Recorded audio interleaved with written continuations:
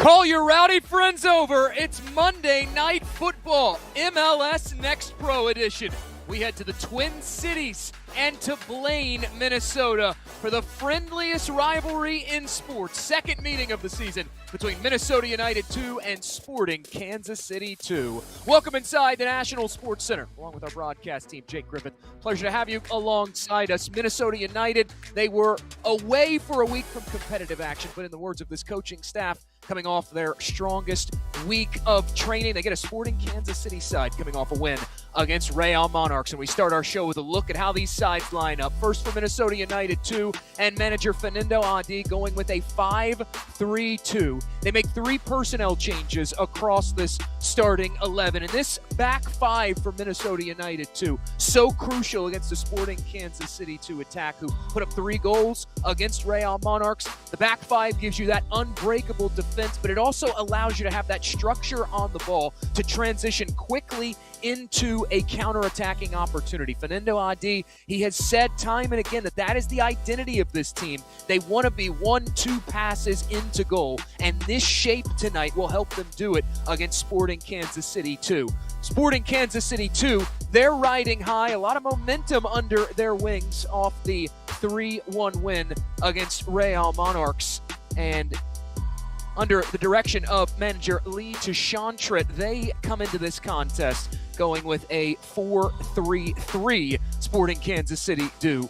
They make 3 personnel changes as well, and Tega Ikoba slotted in there at that center forward position. Well, that's crucial for Tashantret and company because Ikoba bagged a brace off the bench against Real Monarchs en route to earning Player of the Match Week honors in MLS Next Pro this week. Ikoba, 3 goals on the season, comes over in the offseason after a year with FC Cincinnati 2, spent some time in the Portland Timbers organization, and Tashantret and company, they say they are seeing him rise up, grow each week, how they've been able to plug him into this offense, and they feel like he could be a real catalyst for success going forward for Sporting Kansas City 2, who have already matched their win output from a season ago with a 3-9-3 record, but they are looking to get off the schneid against this Minnesota United 2 side, who they have not won against in 5 straight fixtures.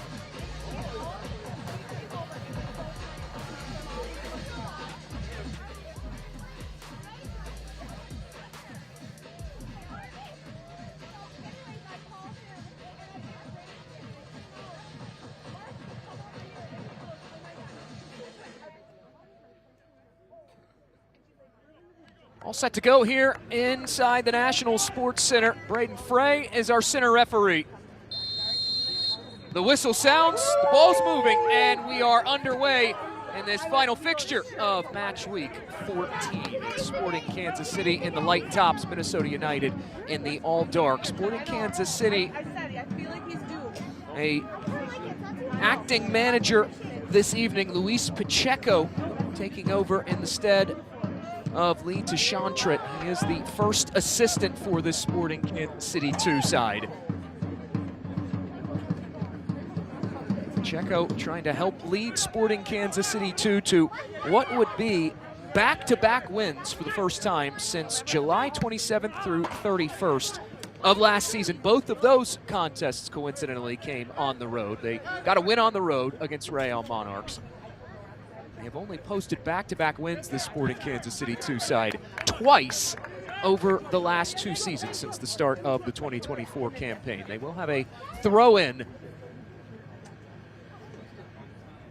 Not just a big week for Sporting Kansas City 2, but the Sporting Kansas City Academy a little over a week and a half ago, coming off a win in MLS Next Cup play, winning the U17 MLS Next Cup. There are a number of Sporting Kansas City Academy men on the bench for this SKC side.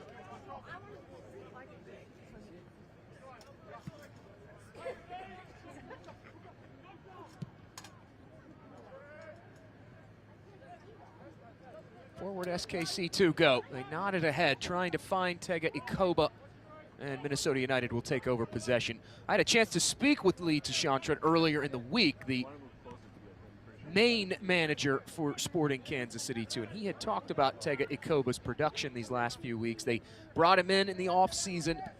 They felt like he was hitting such a great stride for SKC2 in the infancy of 2026. Had an injury, set him back a little bit, but now he's fully fit and he is rounding back into form. They're trying to pick him out there on that looping ball forward, knotted down initially by Blaine Mabey, and Mabey will pick the pieces up for Sporting Kansas City 2.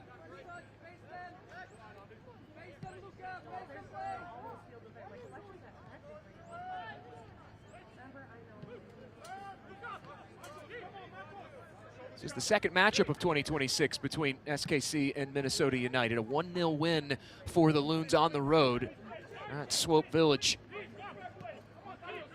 That came back in March. It was a 23rd minute goal, courtesy of Darius Randall, that ended up being the match winner. Loons held Sporting Kansas City 2 to 0 shots on target in the opening 45 minutes. They had a real penchant for generating counterattacks in that fixture. We talked about the countering ability at the top of this broadcast for Minnesota United. They had 4 counterattacks in the span of 6 minutes past the half-hour mark in that first matchup, and 3 shots generated, but all 3 of them went off target. That was an issue for Minnesota United the last time they saw Sporting Kansas City. 3 shots on target, could have had more. 23 total shots, 9 shots went off target for Minnesota United. They also had 11 shots blocked by Sporting Kansas City 2 in that 1-0 win that ran them to 7 across 11 meetings with Sporting KC. That's thumped back down. That is where Nick Dang, wearing the captain's armband for Minnesota United, will pick things up. Former Virginia Cavalier, 49th overall pick in the Super Draft. He goes forward with it. Dang was drafted by Real Monarchs in that Super Draft. Did not sign with the club. The layoff, here's Anderson Ferris, who will turn it to the back line. That is where Jack Clarkson, the former UNC Wilmington defender, who was acquired by this club just a few weeks ago in middle May, getting his second start of his professional career. He goes ahead, here's Randall. Minnesota United homegrown Darius Randall had that winner back in March against Sporting Kansas City. Has 4 goals, 5 goal contributions on the season. Now funneled forward, springing free are the Loons, tight along that end line. Trying to put it back into play. Shane Donovan stepped in front of it. And now it is hacked clear by SKC. Possession kept on by Alpha Kabia, given back up to him. And now here's Ferris. Anderson Ferris, a key cog in Minnesota United's run to the Western Conference title game a season ago. They were 45 minutes away from qualifying for the MLS Next Pro Cup. Valiant come-from-behind effort for Colorado Rapids, too, in that contest. It's out for a throw-in to Minnesota United. In the words of their manager, Fernando Adi, they are coming off their best week of training after being idle in MLS Next Pro play, most recently in action against Colorado Rapids 2, picking up a 2-0 win. Started things in the 41st minute, ended up getting a second goal from Darius Randall in the 52nd minute.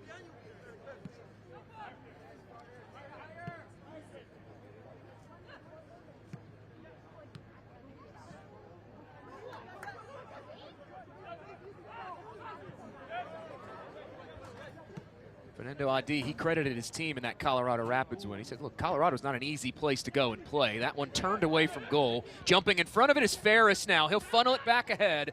The layoff, here's Friedman. Turning away from pressure, connecting with Alpha Kabia. And Minnesota United will recycle this ball. Clarkson tries to stand up across, leaves it a tad short, trying to find Troy.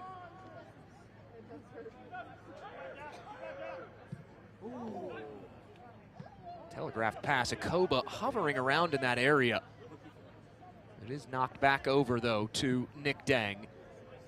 Spent 2 seasons at the University of Virginia under George Gelnevach with the Cavaliers. Prior to that, some time collegiately at Lipscomb, played over 6,000 career minutes White shirts of SKC2 will watch that sail out, though, and Darius Randall will help get things ready to go for a Minnesota United throw-in. They love these long throw-ins when into the final third. It'll be Sam Vigilante, the team leader in minutes played so far this season. Set to toss this in. He leads this team, Vigilante does, in chances created with 14. The throw to resume play, glancing header toward goal. It is knocked out. Protests from Minnesota United asking for a corner go unheard, and it's a goal clearance for Jack Courtcamp, which he will retake for Sporting Kansas City 2. Courtcamp, born in Ontario, but part of the U.S. youth national team. 5 career international caps for the U.S. U17s. Play back underway here. Sporting Kansas City 2 having some issues clearing it out of their own end, and now it's taken away by Minnesota United. Lee Tashantrud, he said his message to his team in training this week, this is a Minnesota United side that lives in transition. He told Sporting Kansas City 2, we have to be better with the ball this time around. They had far too many giveaways in the opening 45 minutes, the last time they saw the Loons.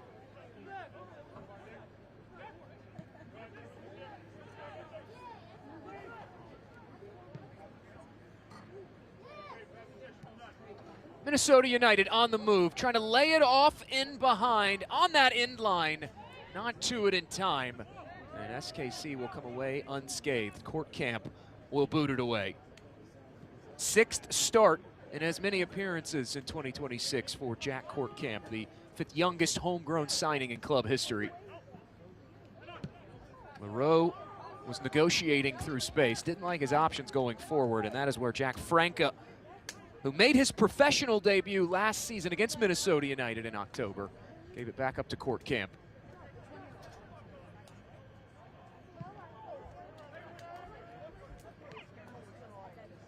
Sporting KC trying to get vertical and take some of this pressure off, courtesy of Minnesota United's aggressive press.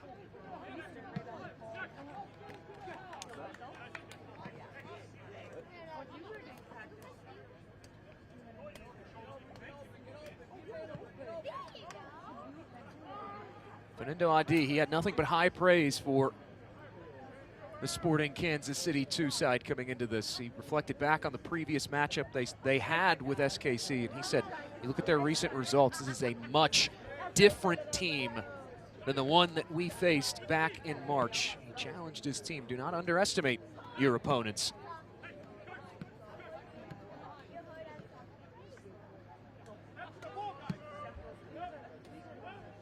Leroux will fling this one on, trying to find Tega Ikoba, running onto the other end of it.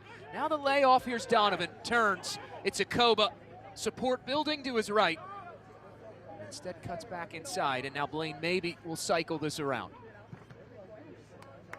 Looking for that cross, stepping in front of it was Troy, the New Zealand national. Made 2 starts in the 2025 U20 World Cup last year.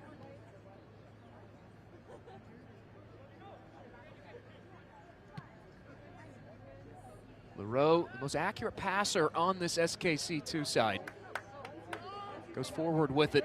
Ultimately, Sporting Kansas City are dispossessed, and sandwiched is Friedman, and that will bring about an early yellow handed out from Braden Frey.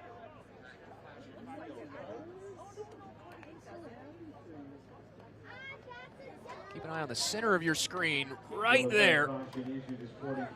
97 in light blue, Carter Dirksen trying to stick that foot out to disrupt the build. Ended up tripping up Friedman. That does represent our first yellow of the evening here in the Twin Cities of Minnesota. An 80-degree day at kickoff.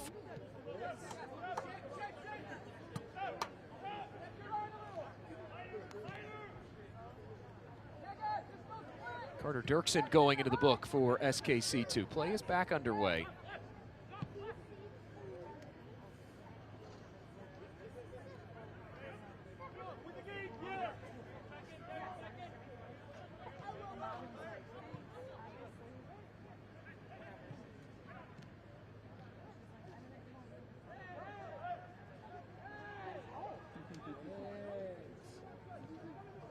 One back in the midfield. Here's Minnesota United asking more questions. It's been some one-way traffic on this end of things early on.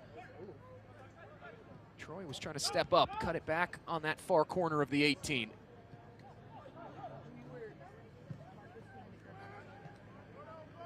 One thing that Fernando Adi did pick out during our chat was the fact that Sporting Kansas City, they do like when out of possession. They love to sit in that low block, and it can create so much havoc, so much chaos for offenses to have to navigate through. Moving the ball side to side will be crucial for Minnesota United when in possession this evening. Right now, it's Sporting Kansas City in possession, and Jack Franca, former SKC U18's captain, has it taken away by Darius Randall. What a move for Randall to step inside and now turns it upfield, finding Troy. Options. It's Friedman to his right. Friedman puts it back in front. It's Caldera!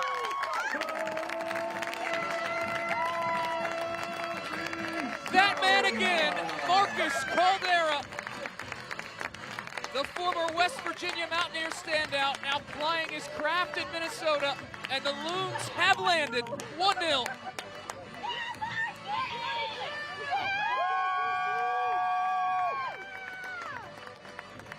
Marcus Caldera has continued to shine in 2026. It's goal number 6 for Marcus Caldera, a player that Fernando Adi throughout the year has been effusive in his praise of. Coming off a debut with Minnesota United's first team 2 weeks ago, Marcus Caldera sending Minnesota United into a lead. Fernando Adi had picked out specifically Caldera's finishing ability.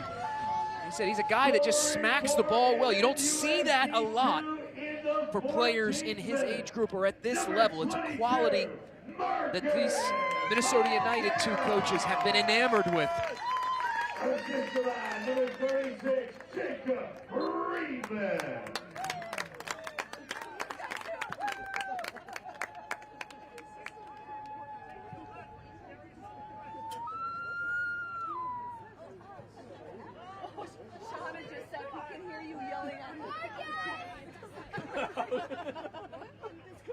Now Sporting Kansas City 2, behind the 8 ball early on in this contest, inside 15 minutes.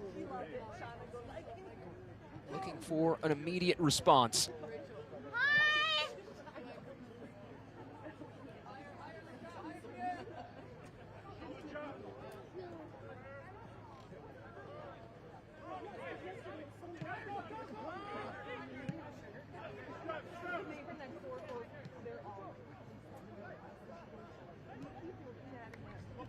This SKC2 side, mentioned at the top of the broadcast, the win against Real Monarchs.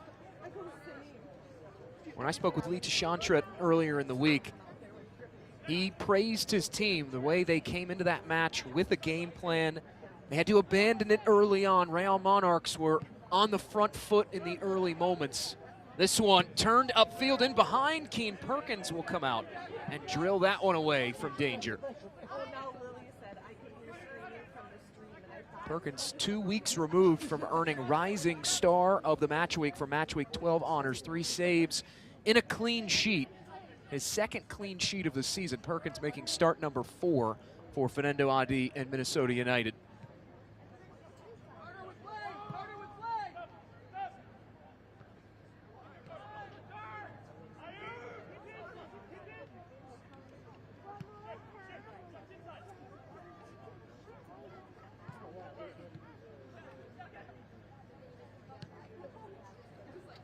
Funneled back wide by Troy.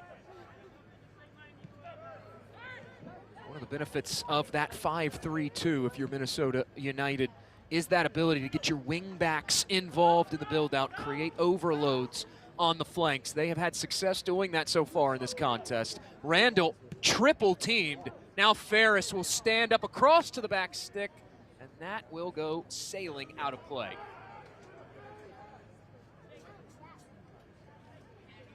This portion of the match is brought to you by the experts at Allina Health, an altogether better kind of healthcare. Learn more at allinahealth.org.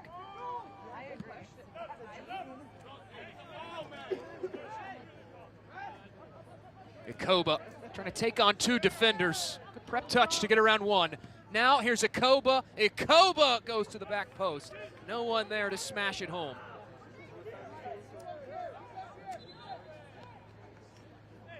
Ultimately falling all the way through. Change of possession will occur, and Minnesota United will have the throw.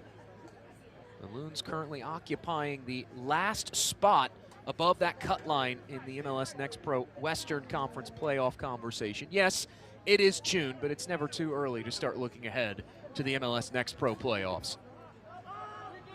Loons coming off a 5th place finish in the Western Conference table a season ago. Their entire route to that Western Conference title match had to come on the road. Right now it is Houston Dynamo Dose followed by St. Louis City SC, the other half of the barbecue between SKC and St. Louis, and Austin FC rounding out the top 3 entering this final day of match week 14 in MLS Next Pro. Options developing here. Over to Haas, inside, Haas, effort deflected, second shot on the follow-up from Donovan won't make its way through.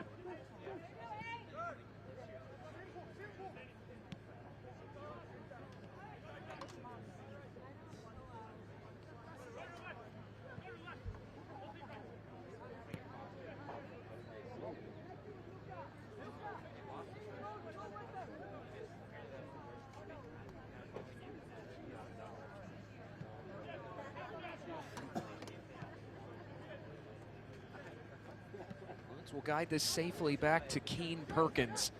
Fernando Adi, he's been high on this goalkeeper unit for Minnesota United. Whether it's Kaiserun, whether it's Keen Perkins, as Ferris went down, no whistle. Whether it's Kane Rizvanovic. Adi, having spent the last 3 seasons prior to this year as the Minnesota United 2 first assistant under then manager Jeremy Hall. He's very familiar with all 3 of those names rattled off. He said that he feels like all 3 of them have really grown the last few weeks, the last few seasons. Had a chance to speak to him about the goalkeeper unit in an earlier conversation this year. Over the top, Minnesota United 2 goes. Here's Troy, his cross in, hacked away clear. Went across the face of goal. It'll stay on this end of things.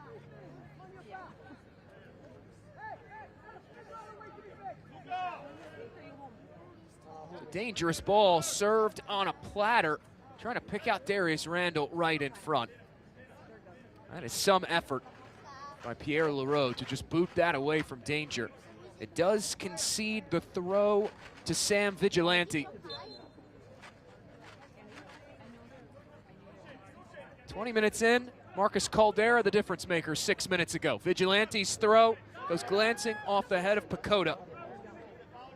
Former Ohio State Buckeye. Cleared away from the possession of Vigilante. And now Sporting Kansas City 2 trying to counter. It'll be washed away by a whistle.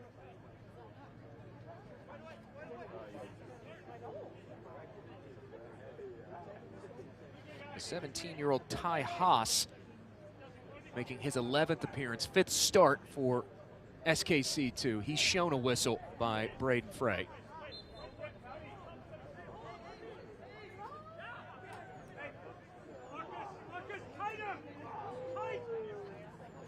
It'll be the offseason acquisition, Luciano Pacoda, restarting things.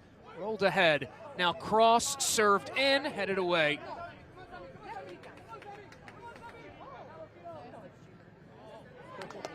This Minnesota United 2 side, when they do get on those flanks, you have to watch for them. They are the 2nd best cross-completion team in MLS Next Pro, regardless of conference. They have a game model, they stick to it well. Caldera will spin it out wide. Here's Troy, back up front toward goal. Was looking for Randall on the near post, and out of play it goes.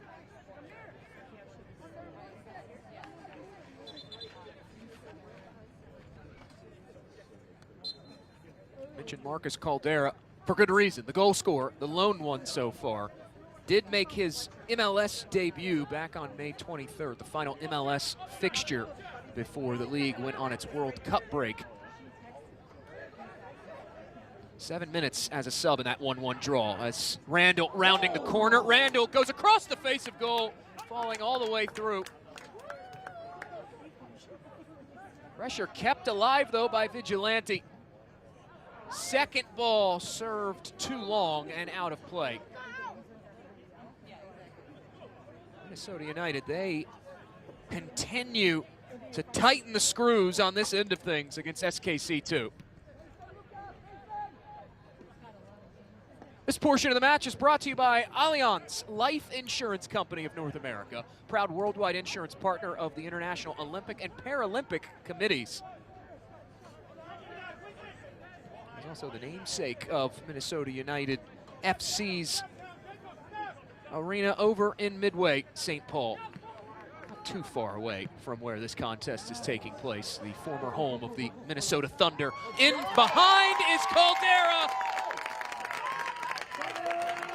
It's a brace in the first half for Marcus Caldera.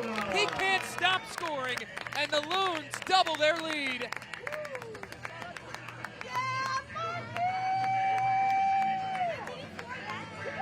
You see that finishing ability of Marcus Caldera on display time and again that his manager Fernando Adi praised him for. This time, just sneaking in behind. To Sean Trent had said earlier in the week, SKC needed to keep their lines compact. Not doing that in this first half, and the Loons taking full advantage of the spacing in front of them.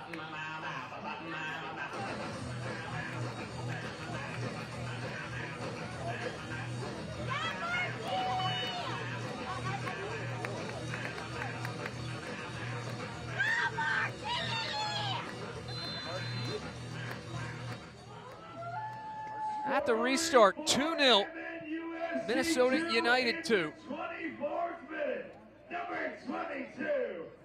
Very apropos, the 2-0 lead coming courtesy of their 2-2 in black and blue, Marcus Caldera.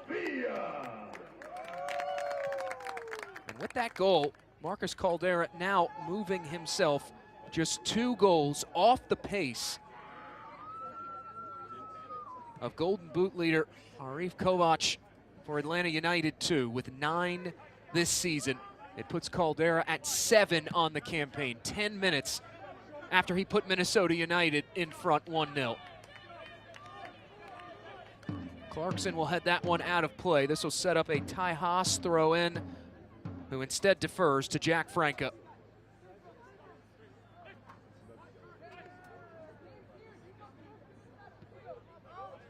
Zamir Loyo Ranaga able to receive that throw in.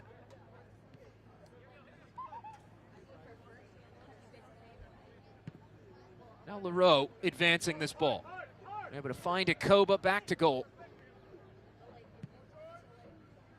Just 2 shots for Sporting Kansas City 2 so far in this contest, despite having over 50% share of possession through almost a half hour of play. Too heavy of a touch, turned over, the counter quickly developing. It's Akoba, stopped by Keith Perkins.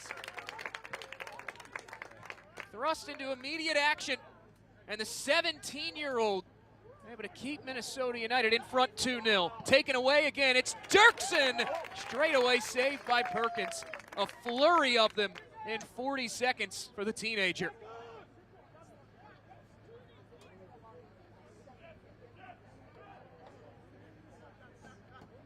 Akoba able to take full advantage of the turnover, but just couldn't slot it past Keane Perkins.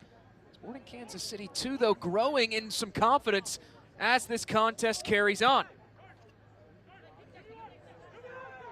Back onto Akoba off the Loons turnover. Akoba from distance, carried away again by Keane Perkins. Up to 3 saves now, all coming in the last 90 seconds for the Minneapolis native. This portion of the match is brought to you by Target. Target is here for the love of the Loons.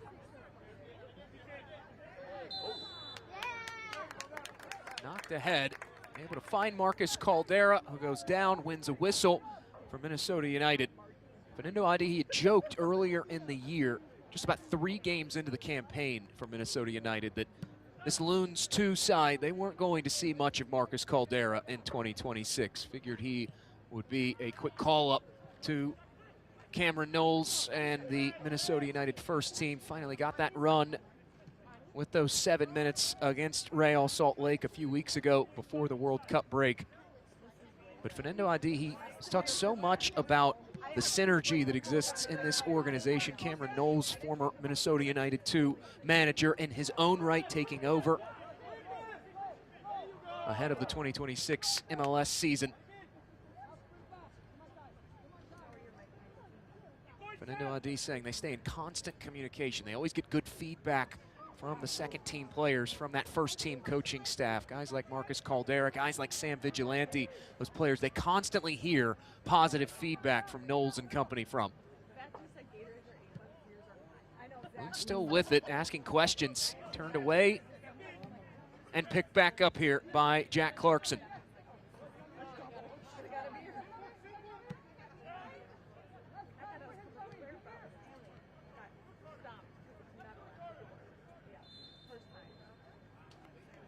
SKC2 fighting for some space. A whistle will sound to bring things to a close.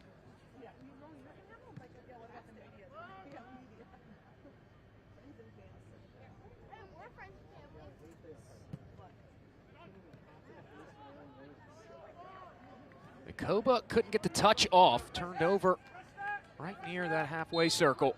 And now we get another whistle for a stoppage. Zamir Loyo-Renaga muscled down to draw the whistle, and it will be a free kick for Sporting Kansas City 2. The aforementioned Loyo-Renaga coming off a call-up to the US U15s back in May for the Vlatko Markovic Invitational. Scored in an international friendly against Japan. This SKC2 side, they've had a couple players as the distribution from Court Camp goes to the far touchline, and we get a whistle for a stoppage again. This SKC2 side, they've had a couple players shine bright on the international stage. Johan Ortiz getting called up earlier in the year to the El Salvador U20 national team.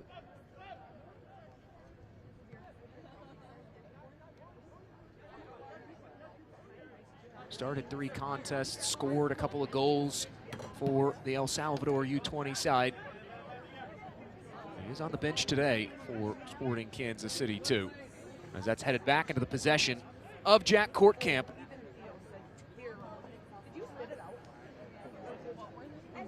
It's like a ice, you know the icy pops that are like the red, white, and blue, you know, like an old school, they had an Oreo.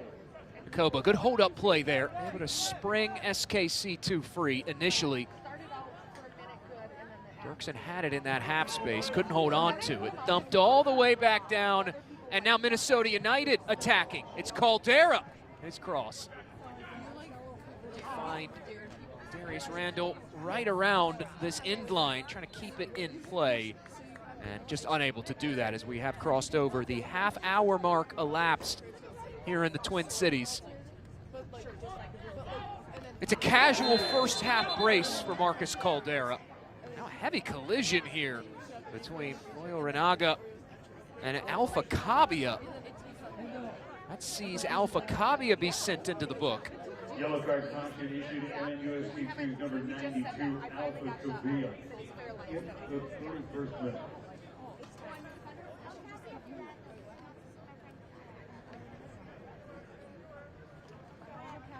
First yellow handed out to a Minnesota United man in this opening half. That's the second yellow this contest has seen.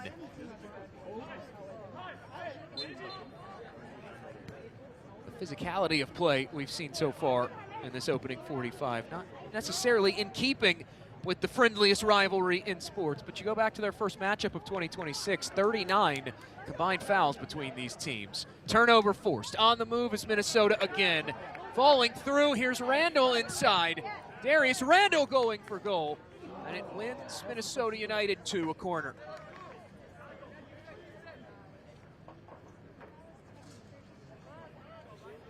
A good service over the head of that final line of defense for SKC2. It's low enough that Leroux got just a nudge on it, able to fall it over to Darius Randall, whose effort was turned away.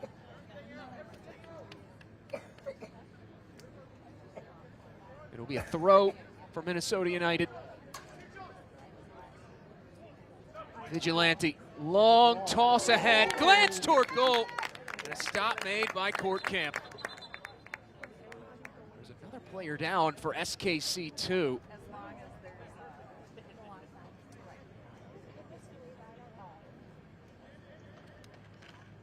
Keep an eye right in front of this near post.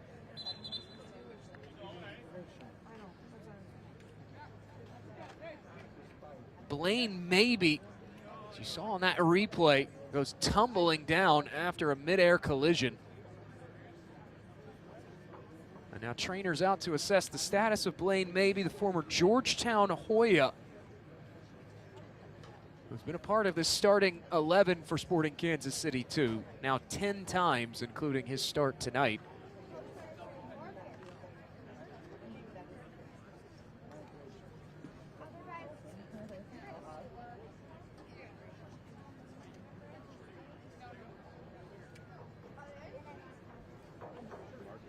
Maybe seated there on this turf surface inside the National Sports Center.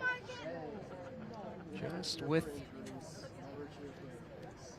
that pad held right up to the side of his head, knocking heads on an aerial duel on that previous set piece for Minnesota United too.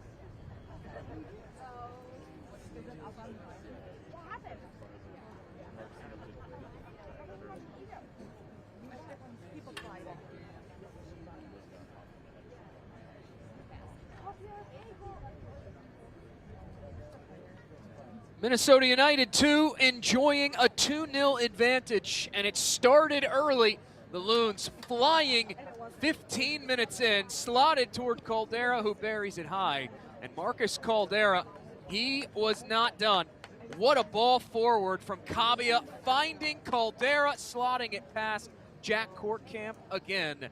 And that is where we stand through almost 35 minutes of this contest elapsed. Injury stoppage in effect to 10-2. The ailing Blaine Maybe.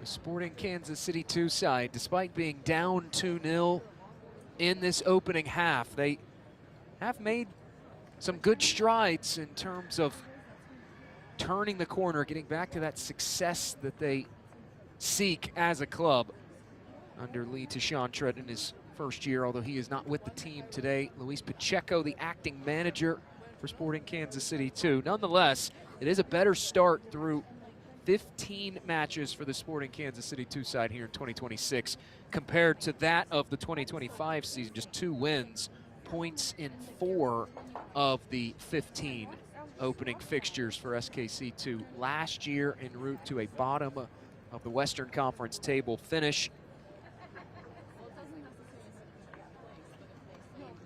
3 wins, at least a point in 6 of the first 15 for Sporting Kansas City 2.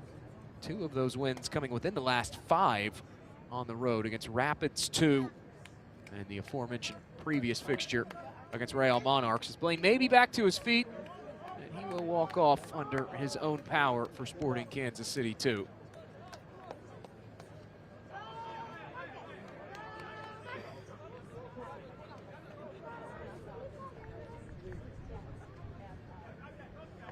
Maybe awaiting the word from the 4th official when he can rejoin his team and bring SKC2 back to full strength. Right now 10 on the pitch, and as I say that, Maybe on the right side of your screen trotting back into frame.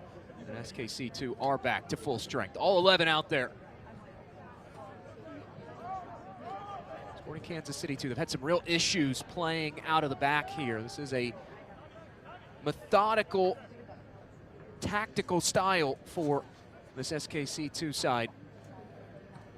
They like to build out from the back. Lee Deschantrette saying earlier this year, despite that, we don't want to be a one-dimensional team. Minnesota United, they have been able to make Sporting Kansas City a bit one-dimensional. But now here is SKC2, progressing nicely for themselves. Franca looking to switch the point of play and does successfully. Top of the area, out wide. Donovan shuffling past one defender.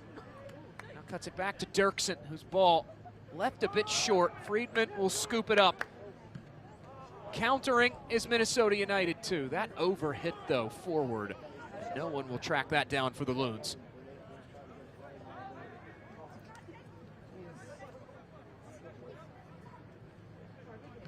Minnesota United side, the last time they saw Sporting Kansas City too, they felt like they left a little bit on the table. Yes, they got the 3 points, but could have had more goals on the board in that contest, specifically in the 30th minute.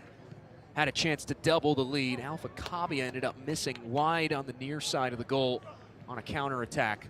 Minnesota United, they have not missed their opportunity to make it 2-0 in this contest. 2 goals from Marcus Caldera. Now Dang, the overlap developing to the right of Troy. Obstacle away from it, near side, here's Ferris.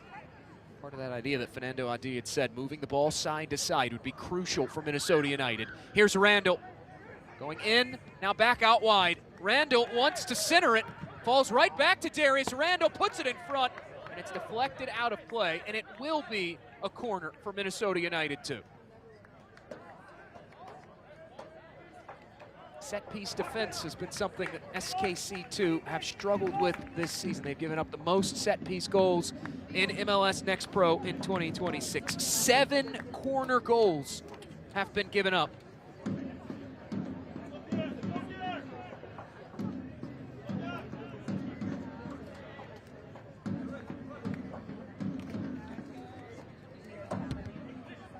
Booted toward the back post, in swinging, headed down, Kortkamp able to make the save. Dang's effort turned back into play, and it's cleared out by SKC2.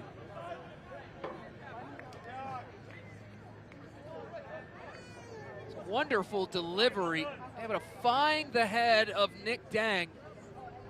He had some success in college doing that for the University of Virginia. In fact, 2 years ago was UVA's leading scorer as a center back. That time stymied by Jack Kortkamp, and the lead stays 2-0. And now we get a whistle for a foul that will end the opportunity for Minnesota United too.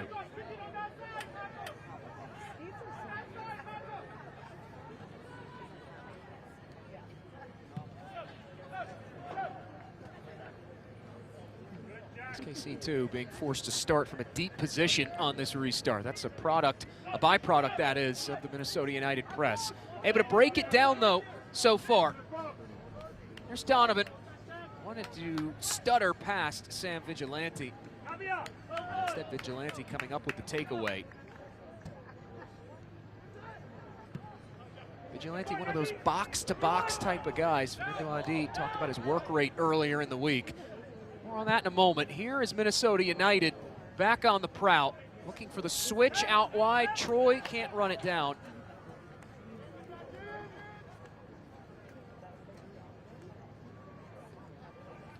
Longland will throw it back in for Sporting Kansas City too.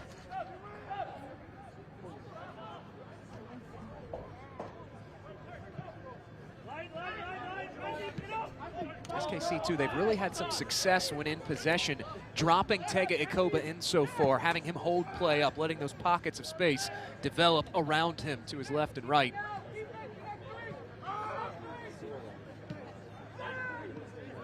Now the task for SKC2, start to put it all together, get into that final third with some consistency and try to find a goal. They've had 3 good efforts on target, all 3 turned aside by Keen Perkins.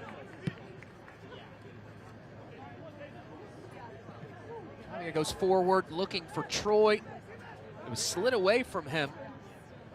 Possession kept on here by Vigilante and Minnesota United. Caldera on it now. The advantage is played. Out wide, it's Troy whose cross goes in toward goal over the outstretched hands of Kortkamp.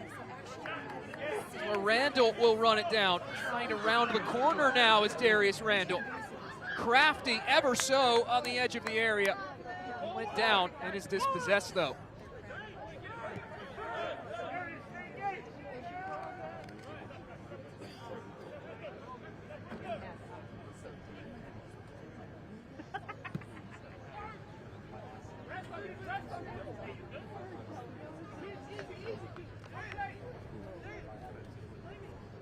Despite an early match onslaught from Minnesota, 2 goals for Marcus Caldera in the span of 10 minutes, 14th and 24th. Sporting Kansas City have started to grow more into this contest. Things have become more open and fluid. We're seeing a lot of end-to-end action. SKC2, though, since going down 2-0, they do have 3 shots on target.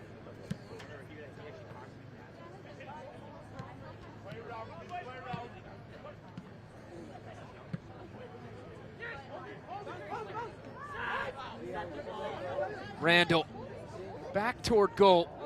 Able to give it up over to Friedman.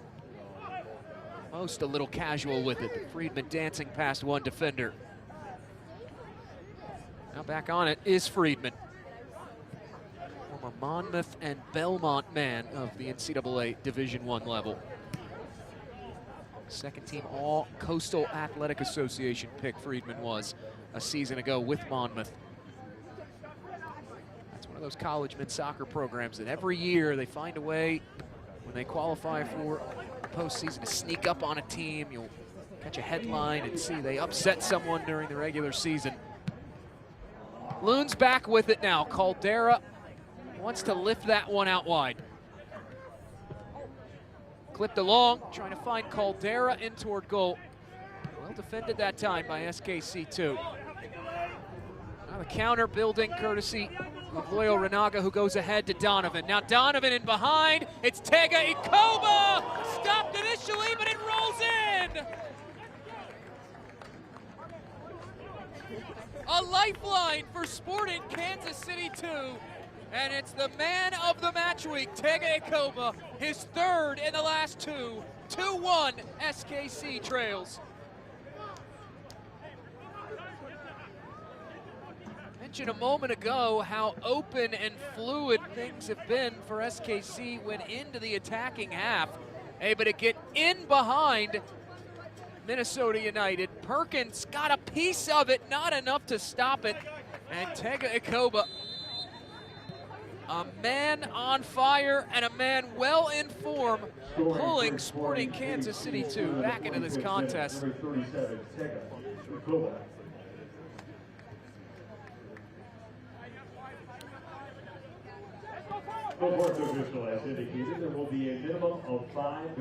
Officially 5 minutes of added time now that we have reached the halfway point of this contest in the Twin Cities.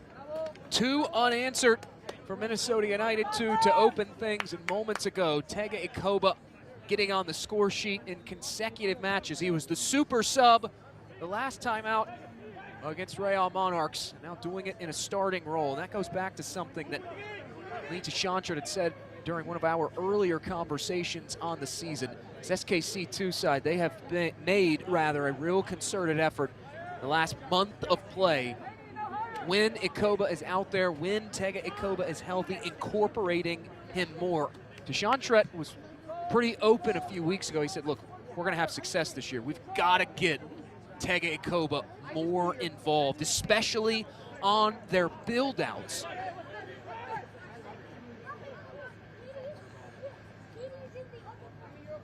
That time finding Tega Ikoba in transition, and despite some of the offensive struggles for Sporting Kansas City 2 this season, a -20 goal difference right now in 2026.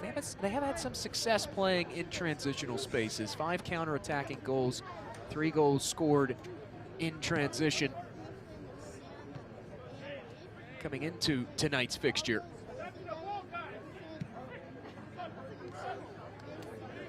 Headed along here by Ty Haas. Haas already has 1 goal this season. It's tangled up in behind there with Anderson Ferris. Ultimately works itself out of play though, and here's Dirksen, the quick throw back in. That's Franca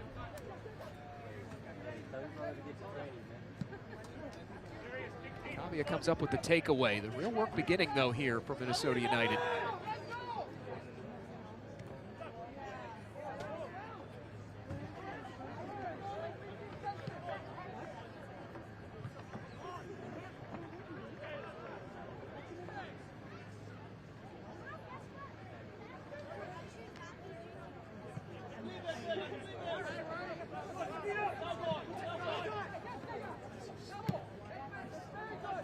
Ferris goes forward with it. Thought he had Randall. That space closed off quickly, and Korkamp will reset things for Sporting Kansas City 2.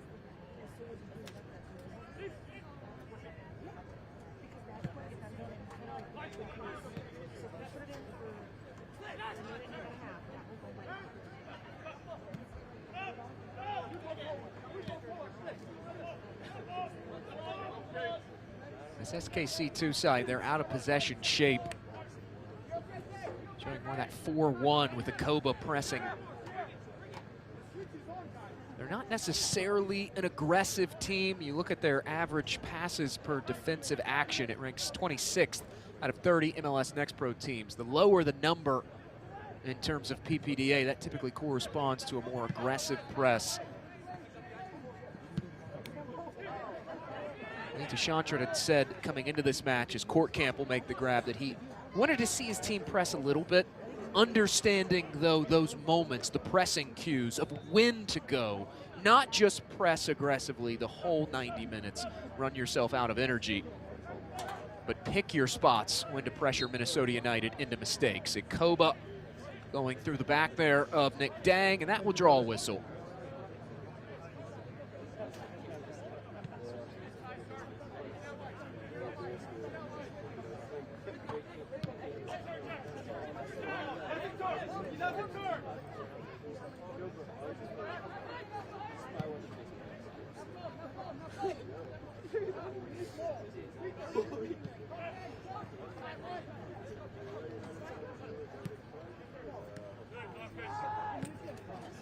Coming up on the expiration of the opening half.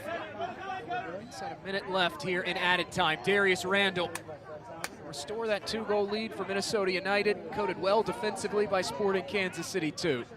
Just trying to lump that away on an emergency basis. A lot of numbers forward here for the Loons.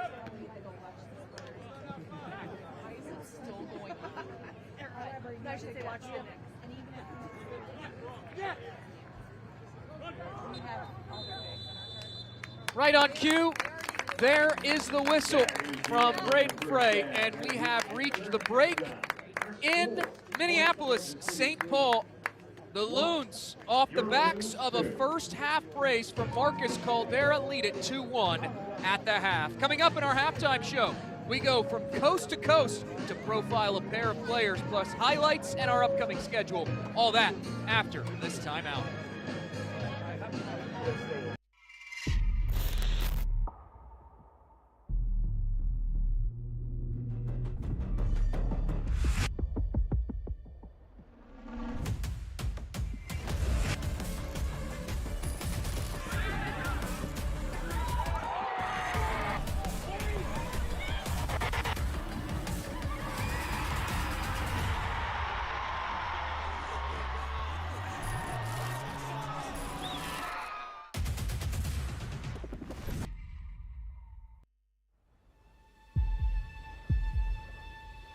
They say the world's game is played everywhere. This is how we play it here. Every weekend across North America. From Vancouver's mountain rain to the shores of Florida. From the City of Angels to the Heartland. The world's brightest stars light up our fields. Let's go. And our fans bring the world to life. In every language, in every city. One game, one roar. Sold out nights under lights. New soccer citadels rising from coast to coast. every chant, every goal,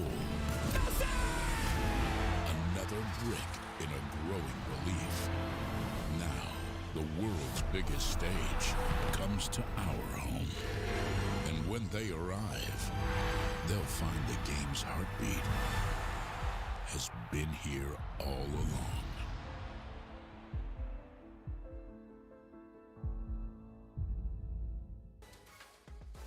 Back in the land of 10,000 lakes, we head now to the Tar Heel State and meet one of the cogs in the Carolina Core attack. Anthony Sumo Jr. Later, we'll go back to earlier this season when we met LAFC midfielder Brian Moyato.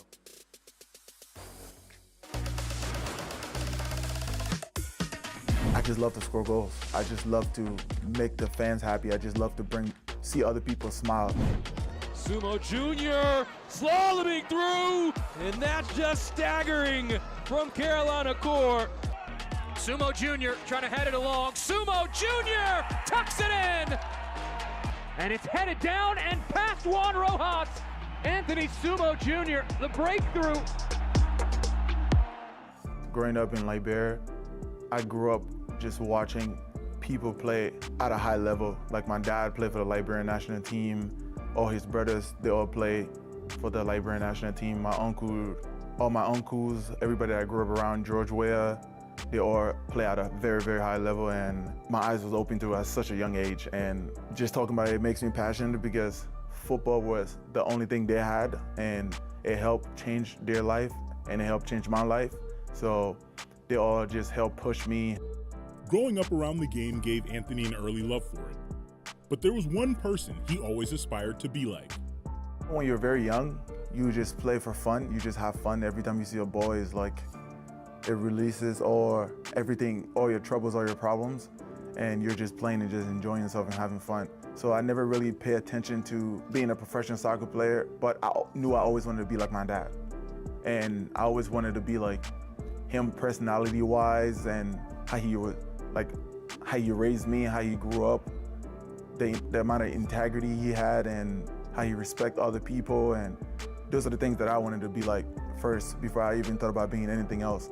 When Anthony moved to the United States with his mom and sisters, life changed quickly. Migrating from Liberia to the United States, me and my mom and two little sisters, it was very interesting at first because we never really thought about moving to a different country and changing our life, leaving our families behind, and just leaving a lot of things. So just migrating over here and coming to the US, we faced a lot of adversity, and my mom, she had to go through the mud to work every day, 2 or 3 jobs just for us to have the opportunity that we have today. I give thanks and glory to my Lord and Savior Jesus Christ, because without him, I wouldn't be in the situation that I'm in today, because I think he gave me the strength and the courage to keep driving, to keep striving every day, because life is not as easy as you think it is. No matter where he was, the game always felt the same to Anthony. It was the place where he felt most like himself. My dad always tells me that. He always tells me you was born to be a professional football player, or you was born to be a football player. No matter where you play at, football is still the same. Whether you play in mud, you play on sand, it's still the same. It never changed. So for me, whenever I step into any environment, whenever I step into anywhere, I just pray to God for him to shine his light through me so I can be able to do what I love. Put it on to get it through, and a quick counter for Sumo. Gets a shot and scores! Sumo strikes back for Carolina! Carolina Core gave Anthony an opportunity. That trust is something he carries with him every time he plays. Carolina has changed my life, and they were the first club to give me the opportunity to achieve my dreams, and I'm just grateful and thankful. That's why every time I step onto the field, I want to give everything that I can for this club and for the fans and everybody else. My name is Brian Moyato. I play for LAFC2, and my position is center defensive mid.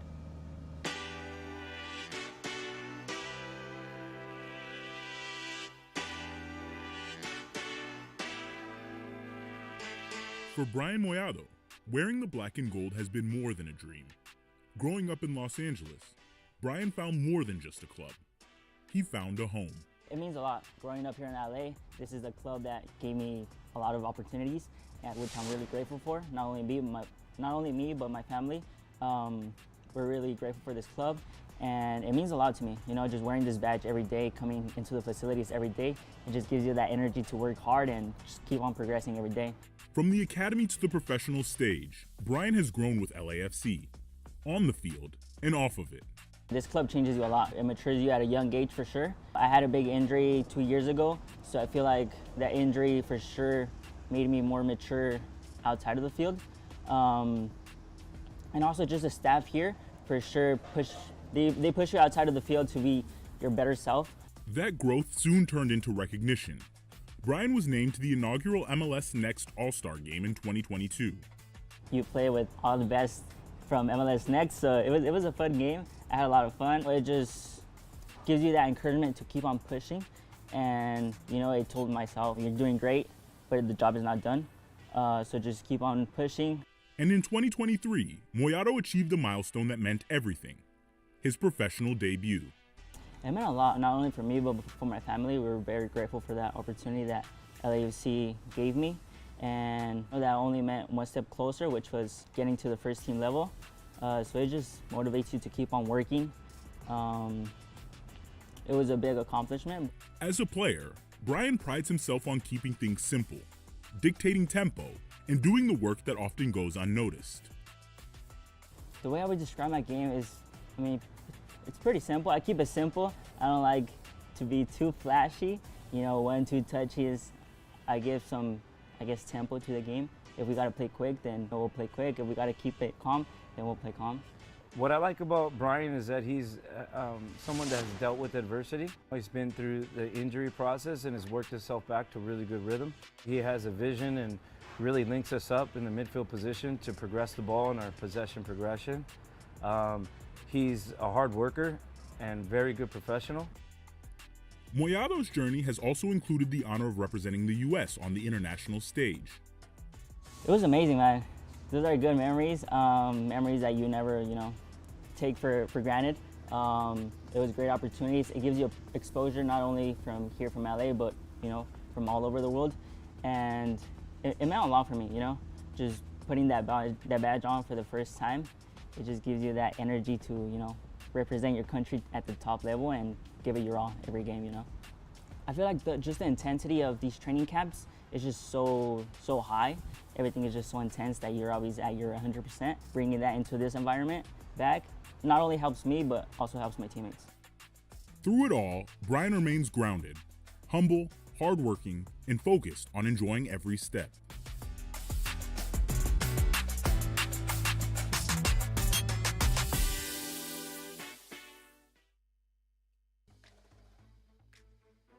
Back in Minnesota, the Loons of Minnesota United, they lead Sporting Kansas City 2-1 through 45 minutes of play here in MLS Next Pro Match Week 14. This brings about a close to said Match Week 14 as we recap our scores around the league. Earlier today, CT United falling against Columbus Crew out in the Eastern Conference. But in terms of the Western Conference, Verdos of Austin FC on the most recent Sunday match against LAFC, continuing to flex their muscles. It has been quite the impressive start to the season for Austin FC, who are just the second team in the Western Conference to reach the 8-win plateau already. The other being Houston Dynamo, who were shockingly handed a loss against Ventura County. Maybe not so shockingly, VCFC. They are fifth in the Western Conference table, but a massive win there on Saturday for Ventura County. Austin FC in MLS also grabbing some headlines, announcing that former Philadelphia Union manager Jim Curtin will take over their MLS side. As for our match, let's get you up to speed with how we got to where we're at, the halftime break, with our first half highlights. And there were plenty to go around. A lot of fireworks on this summer night in Minnesota.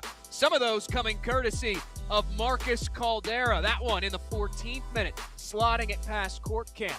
Caldera, he'd go back to work again later in the half. Minnesota United almost doubling their lead there, if not for a valiant stop and turned aside on the clearance from Shane Donovan. Darius Randall missing the far post on the most recent effort there, but then Caldera in the 24th minute, he would bag his second goal, a first half brace for Marcus Caldera, 7 goals on the season. Sporting Kansas City, though, their offense would start to find its footing after going down 2-0. A Tega Ikoba shot turned aside by Keane Perkins, one of 3 saves in the first half for Perkins. That one of 2 saves in the first half for Jack Courtcamp, denying the corner effort for Minnesota United. And then Tega Ikoba stopped once by Keane Perkins. He would not be denied goal a second time. Ikoba would slot it past Perkins. That cut the deficit in half, and that is where we stand through 45 minutes of play. Loons and SKC2. Second half on the other side.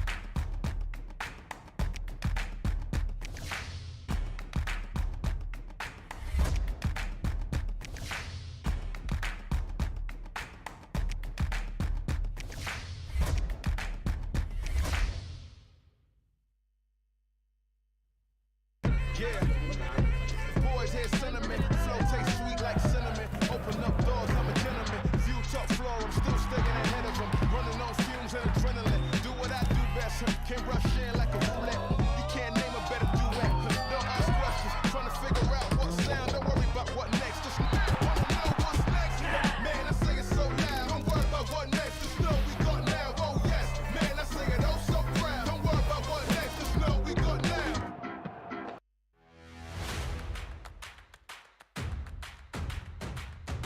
Should be a fun season of MLS Next Pro.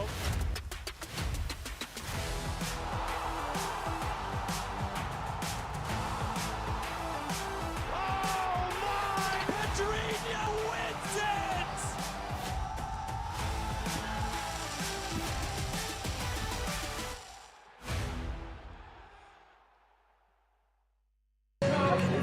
Moment away from the opening kick of the second half.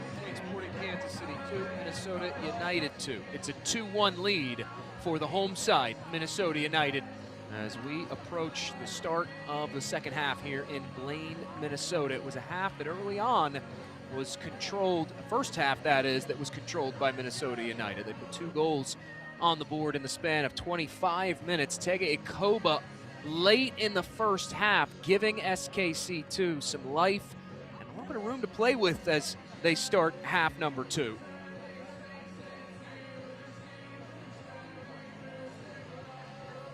Sporting Kansas City 2, they did a good job of, after going down a second goal, course correcting a bit.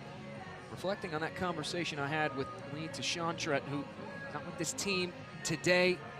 It is Luis Pacheco, the acting manager, but Tashantret earlier in the week, he had said that if Sporting Kansas City 2 could keep their lines tight, be defensively sound, play their style, execute within that style, that they would have some success.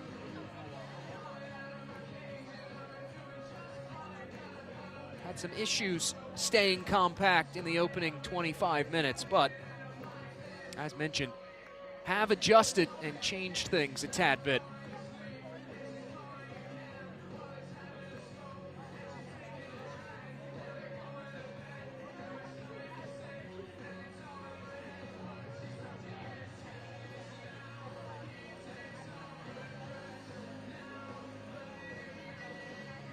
Both teams are on the pitch out of the halftime dressing room.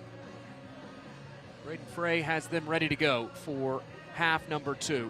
Sporting Kansas City 2. They have not won away against Minnesota United since June of 2024.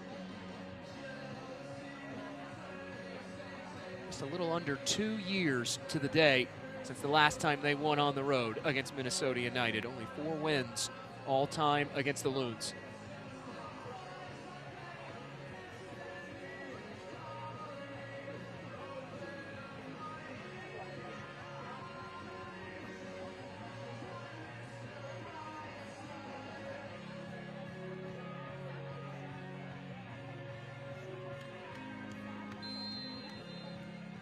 There is the whistle from Braden Frey, and we are officially underway for the second half here in the Twin Cities. 2 changes at the break for Sporting Kansas City 2, and 2 big ones.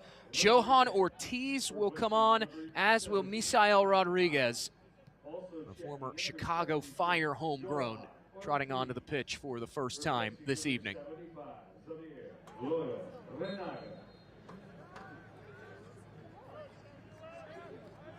Johan Ortiz, the aforementioned first half of that double change for Luis Pacheco, acting manager for SKC2. Comes on in the stead of Zamir Loyoranaga, who had a quiet first half, just a handful of touches. They were not able to get him on the ball as much as they would like.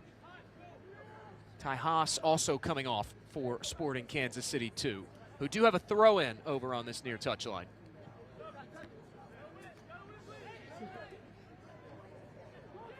Helped along to Caldera. Now Friedman back to Caldera, who has 2 tonight. Knocked off his boots and cleared away.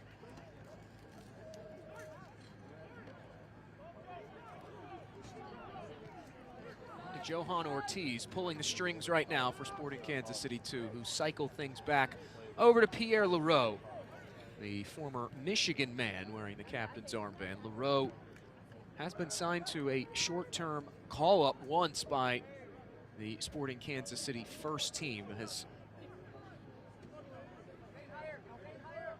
yet to make his MLS debut, the aforementioned Pierre Leroux, but has been a real crucial part of the Sporting Kansas City 2 side for the better part of the last 2 seasons since joining after the 2024 college season ahead of the 2025 MLS Next Pro season.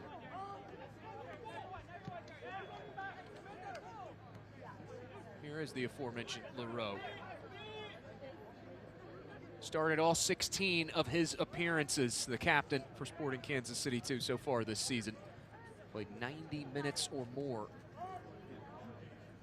25 times in 2025. To Dirksen now.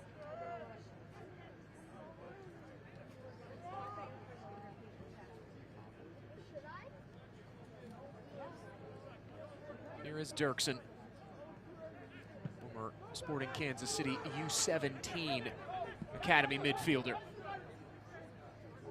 SKC2 going the wrong way right now, and Darius Randall able to come up with the takeaway. Tucked inside. Looking into that area, it's Pacoda going down, a whistle comes in, and Luciano Pacoda able to win a free kick here for Minnesota United 2.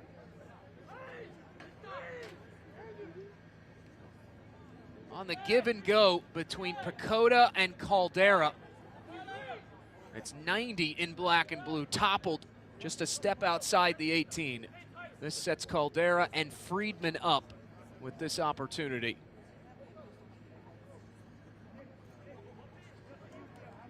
Loons are still looking for their first goal off a free kick, just 1 set-piece goal so far this season. Wall will form in front of the duo of Friedman and Caldera.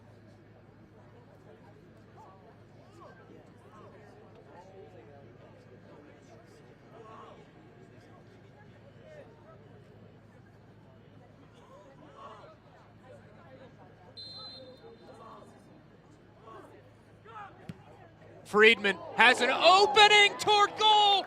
Saved by Courtcamp and turned out of play. Yellow card Johnson issued the score to Kansas City to number 76, Johan Ortiz. In the midst of all of that, before that free kick was taken, there was a yellow card handed out to Johan Ortiz by Braden Frey. Correction, yellow card issued to number 96, Misael Rodriguez.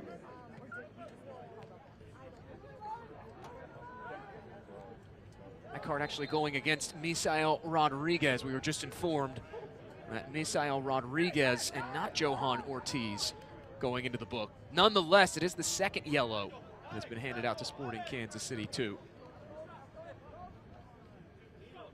Another phenomenal save moments ago from Jack Courtcamp, keeping the deficit 1 for SKC. It's a good take from Friedman on that free kick. SKC too pleading for a whistle. They're not going to get one. And now on the move is Vigilante. At the top of the area, it's put up, posted out. And now a whistle will end it.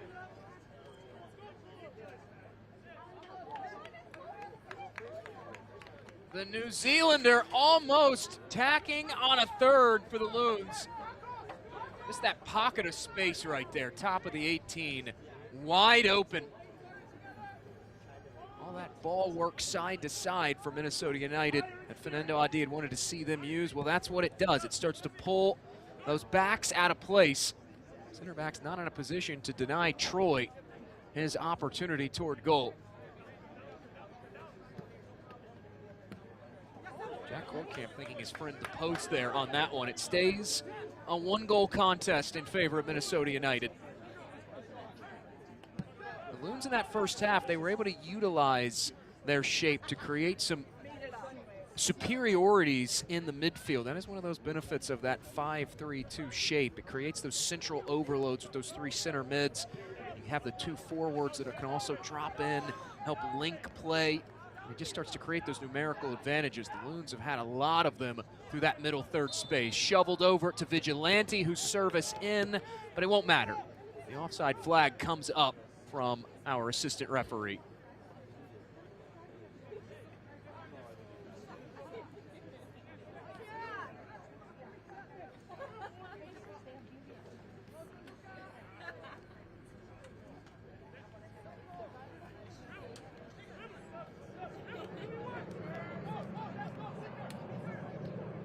Racing ahead with it is Wantland, looking to advance it forward to Akoba. Defender and Dang going to ground. Trying to pick the pieces up was Misael Rodriguez.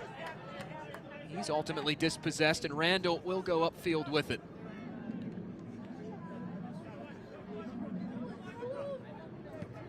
Randall now. Early ball ahead, looking for Caldera, turns it wide in toward goal, and denied by the post minutes ago, would not be denied a second time. Troy makes it 3 for the Loons, and they're flying it home, 3-1.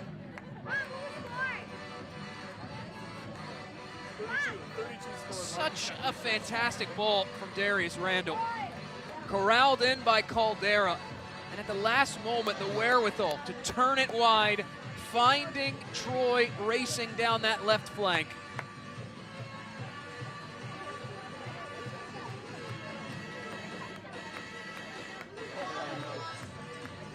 The New Zealander started 8 of his 15 appearances a season ago.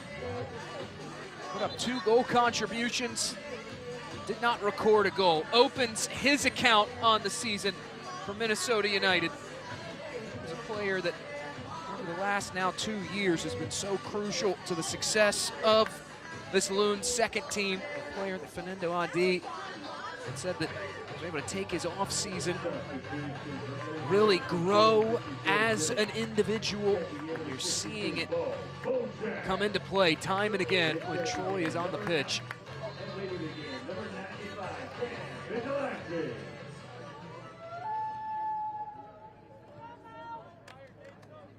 The Loons starting the second half how they started the first half. A goal early on.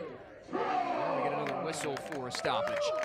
Assisted by number 22, Marcus Caldera. Lost in all of that is that Marcus Caldera, as you hear the public address announcer say, Caldera grabs an assist on that goal from Troy. That's a 3-goal contribution day for Marcus Caldera. Undoubtedly a man of the match performance.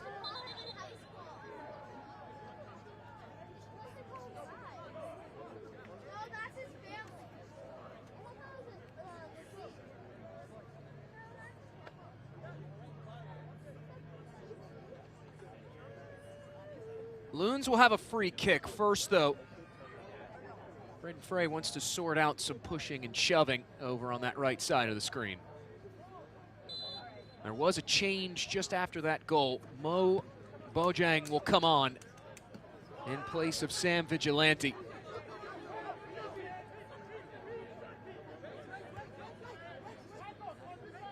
They were looking to feed it to the aforementioned second half substitute. Just out of his reach. He will throw it in, though, for Minnesota United. Knocked out of play. And it will be a throw in for the Loons here on this end of things. This portion of the match brought to you by Bell Bank, a family and employee-owned bank.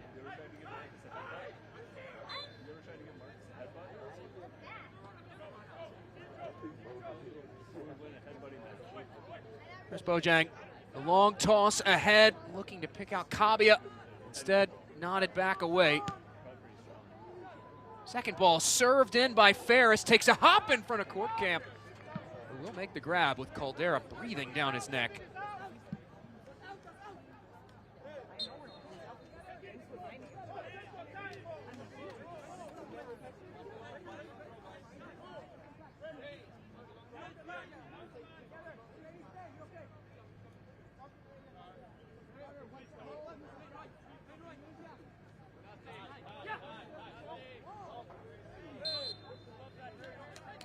The throw in, we get another whistle for a stoppage. Opening 45 minutes, a tad physical. We saw 3 cards handed out, also 12 combined fouls. That'll be foul number 13, and play is back underway. Minnesota United in possession. They've asked all the questions, and they've had almost all the answers so far in this contest as we come up on the hour mark elapsed. Here's Anderson Ferris carving things open for the Loons. Dang, quickly over. Here's Mo Bojang. Gonna slot that ball through was Darius Randall. Intercepted by Sporting Kansas City 2, and now Nick Dang around the pressure from Tega Ikoba. Cuts it back over to Jack Clarkson. 1 goal allowed, 3 saves in the first half for Keen Perkins, the 17-year-old.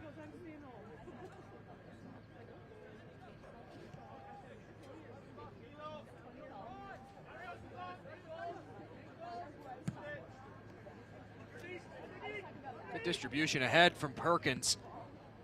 First to it, though, was Wantland, able to head that one away from Darius Randall, and out it goes for a throw in. This Loons 2 side, they are a tad bit shorthanded tonight in terms of no Philip Tarnu, the April acquisition on the loan from the professional ranks of Liberia, his native country. He was called into action for Liberia's senior national team's June window for friendlies against Sierra Leone. As Dang backing up for the throw in toward goal. First contact by the Loons. Now headed around. Still ricocheting through. Caldera tries to lay it off. And it's hooked clear by SKC.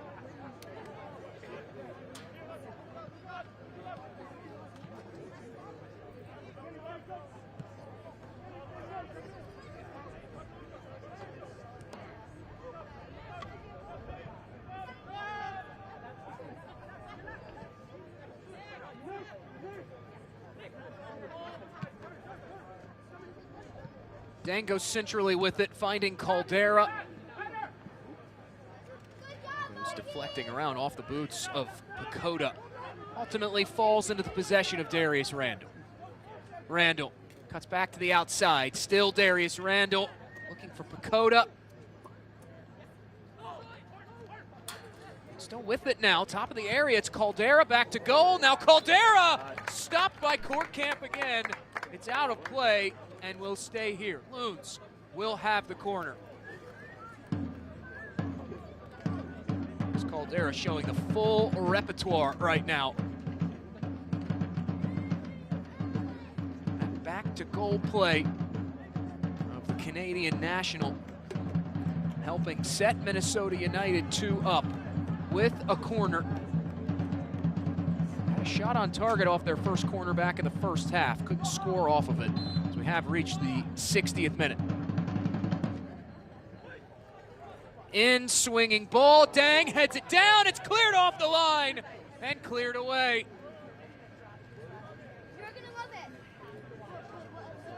Back on over to Troy, the only goal scorer in this second half. Weaving back out wide, and it will be another corner for Minnesota United 2.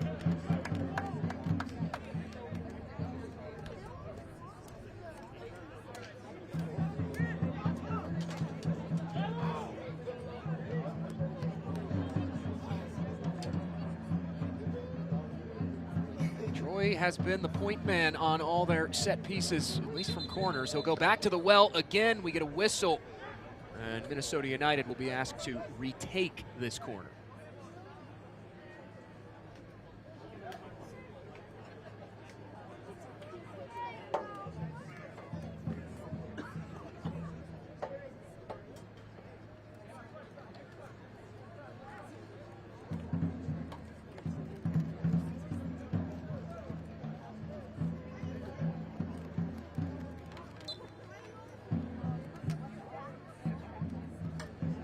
In attendance in the background, beating the drum, trying to roar this crowd to life. The drum beats on for Minnesota United. They have it toward goal, and it's tapped wide by Nick Dang, out of play.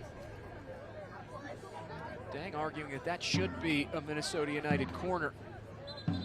But Braden Frey hearing none of the protests, and it is a goal restart for Sporting Kansas City 2. A host of changes set to come on. Triple substitution for Minnesota United loading, but first, Alex Cunningham, the former Sporting Kansas City Academy man, spent 6 seasons with Sporting Kansas City's Academy before going off to Tulsa collegiately, comes on to make his professional debut for SKC2. Meanwhile, Max Harwood is on. Jordan Adebayo-Smith also coming on for Minnesota United 2. Joining them is Hector Cruz, making his 5th appearance of the season. And checking in, number 99, Jordan Adebayo-Smith. Second appearance of the year for Jordan Adebayo-Smith, who made 17 appearances in a Loon shirt last year before being sent off on a season-long loan to Detroit City of USL Championship. 16 appearances for Le Rouge under the direction of Danny Dicchio. And checking in, number 50, Max Harwood.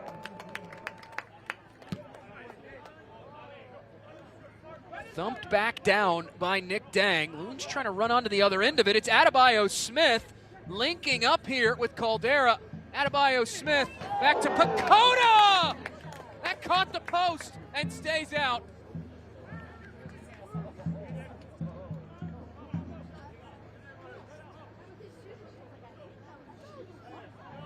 Here's Randall. Help from Sporting Kansas City 2. Lost his boot, a blown tire, but still carrying on. How about this effort?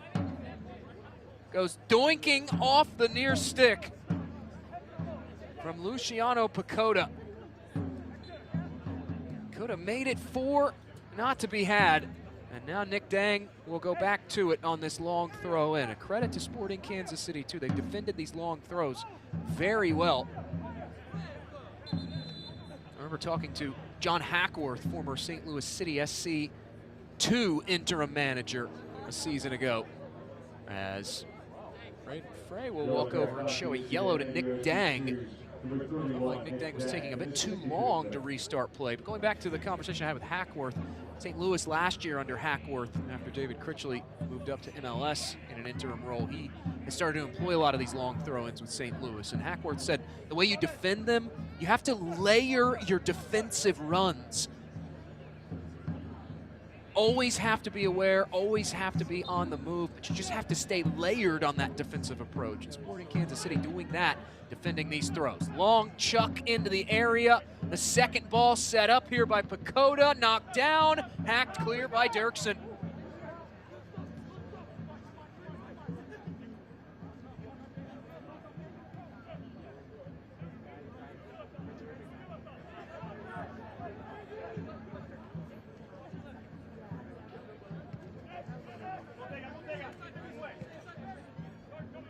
First half possession numbers were even in favor slightly of Sporting Kansas City to 52-48. It's been Minnesota United who have sat in possession to the tune of almost 60% since the clock rolled over to the second half. Bio Smith held things up for a moment. It ultimately is turned over by Minnesota United, but they're back in possession now. Here's Cruz. He'll roll it forward. Randall now.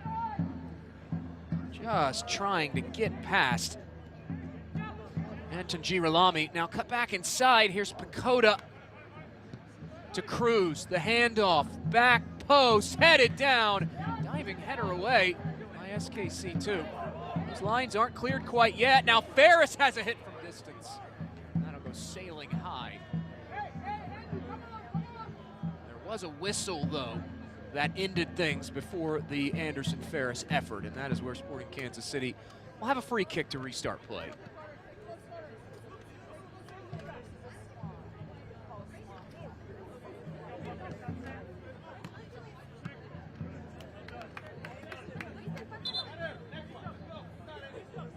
That ball worked out of play. It'll bring things to a stoppage, but first, Sporting Kansas City 2 will make another change.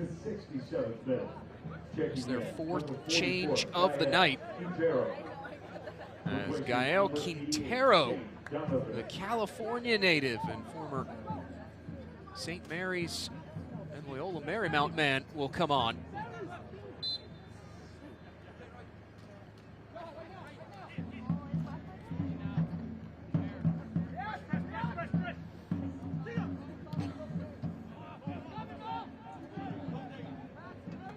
Shane Donovan exiting for Sporting Kansas City as Keith Perkins will thump that one all the way back down. Pierre Leroux will scoop things up.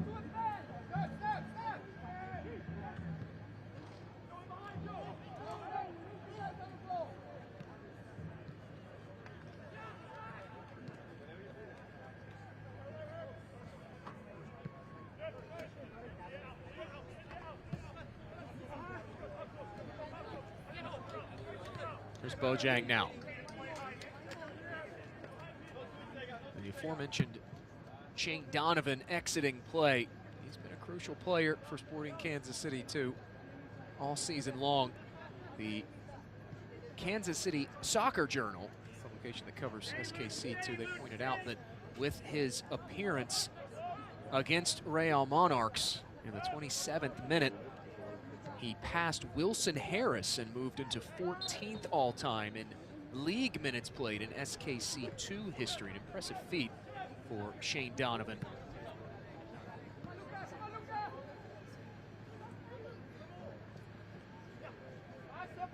Randall now navigating for space.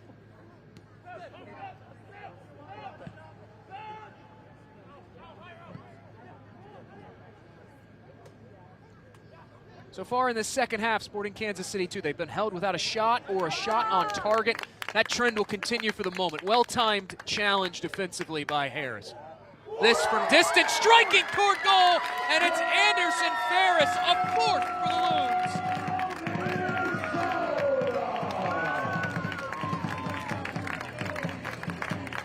It's all coming up Minnesota. Minnesota in this second half, 2 unanswered, and it's their largest lead of the night, 4-1 Minnesota United. It all starts off the counter.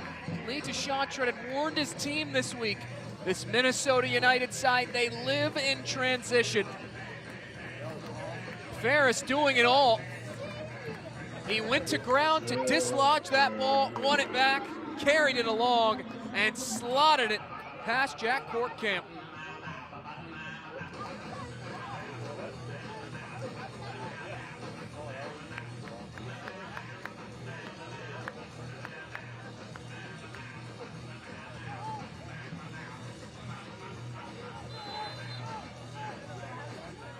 Scoring for MNUFC2 in the 4 goals from 3 different goal scorers this evening.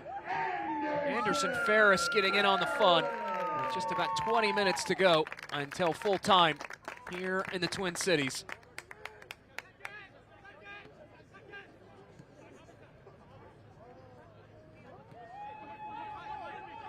This portion of the match brought to you by the experts at Allina Health, an altogether better kind of healthcare. Learn more at allinahealth.org. It was in that first half as Misael Rodriguez tumbling down after the challenge applied by Mo Bojang, the Minnesota United Academy man. He will go into the book for that foul. It was after Sporting Kansas City conceded 2 in the first half that they really snapped awake and dominated the remainder of the opening 45 minutes.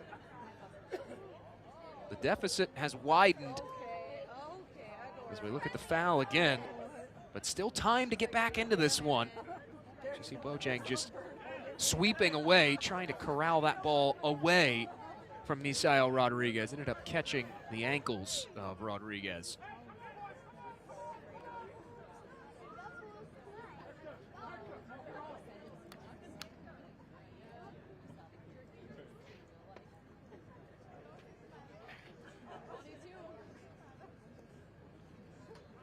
Johan Ortiz will stand to the right of this ball.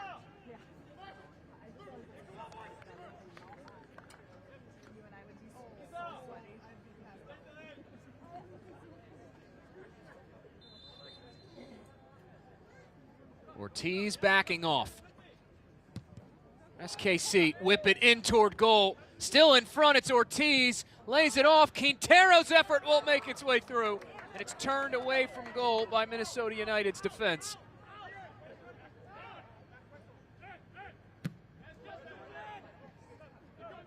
Now thumped in behind. Rodriguez not in a position to receive that in, and Bojang will just let it roll out of play.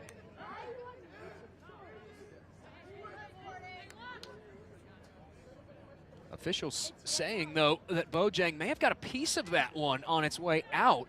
So it will stay on this end of things.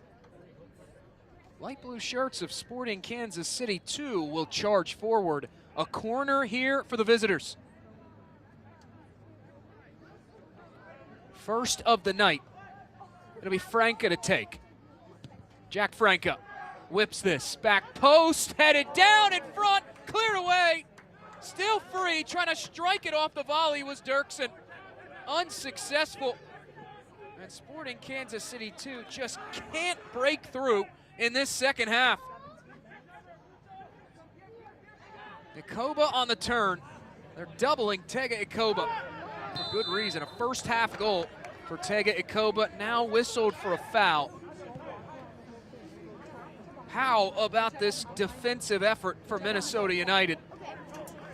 On the doorstep, an open net after Perkins had come out, couldn't get it.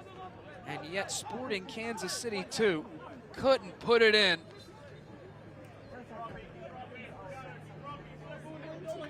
Okay, go. Go.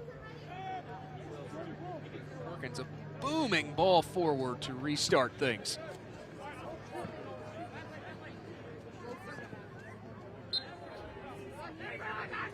Dirksen dragged down, and that'll be a quick whistle.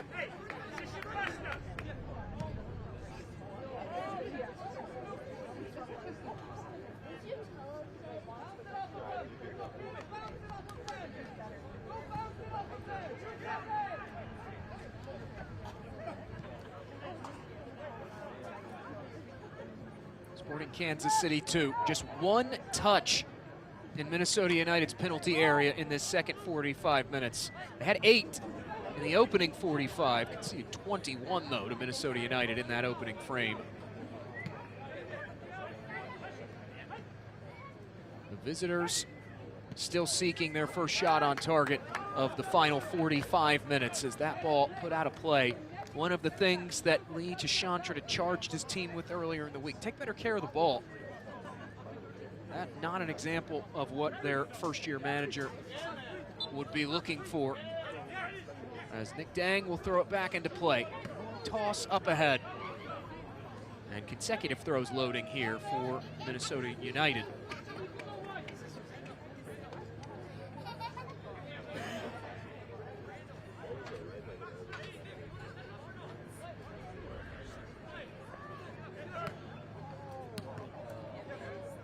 Toss found Max Harwood. His ball forward, ricocheting around, ultimately put out of play. And now it's tossed back in by the Loons. Headed down. Kansas City just desperately trying to clear these lines right now. They cannot. Dang ahead. The 1, the 2, over. And one back by Sporting Kansas City. Charging forward with it, it's Misael Rodriguez putting his shoulder down. Couldn't win a whistle there.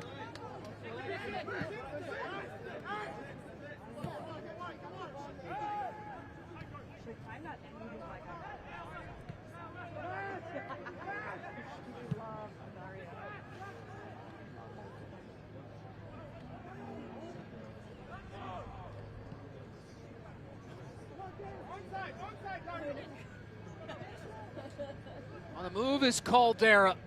Cuts it back out wide. The lift in. It's Adebayo Smith. Pings it toward goal, but over the bar and out.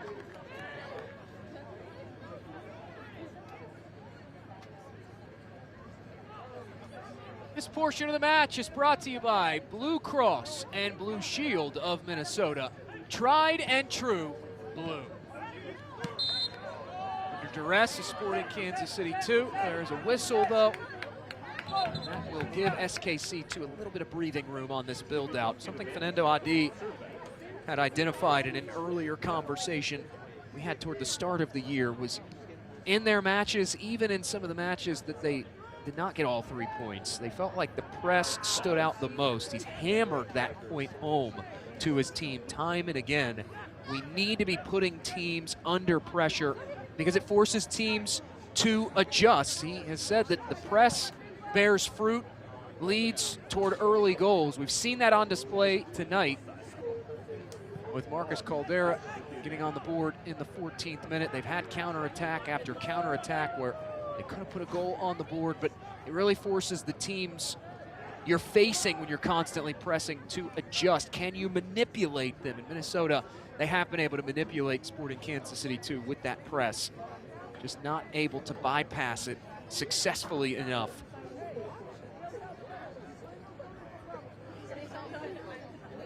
It was something that after Jeremy Hall departed to take the head coaching job with the US U19 side, Fernando Adi was appointed manager of this next pro side. Something that they hammered home in the offseason, put a lot of emphasis and work on it during the preseason.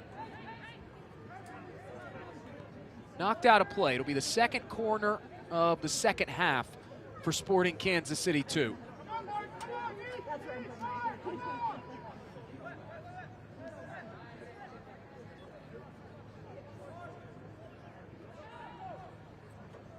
Ortiz, low, line drive, slipping through in front, a reflex save by Perkins. Rodriguez back on it now for SKC. Trying to split 2 defenders, and does. Rodriguez goes down. Protests from SKC go unheard. At the end of it all, it'll be a goal kick for Keen Perkins. Time and again standing on his head. Hey, any Midwesterner will tell you they love Perkins. And Minnesota United, they've gotten 4 helpings of massive Keen Perkins saves in this contest. Just one goal allowed as Jack Franca will come off for the night. Sam Worcester, the SKC U16er, will come on.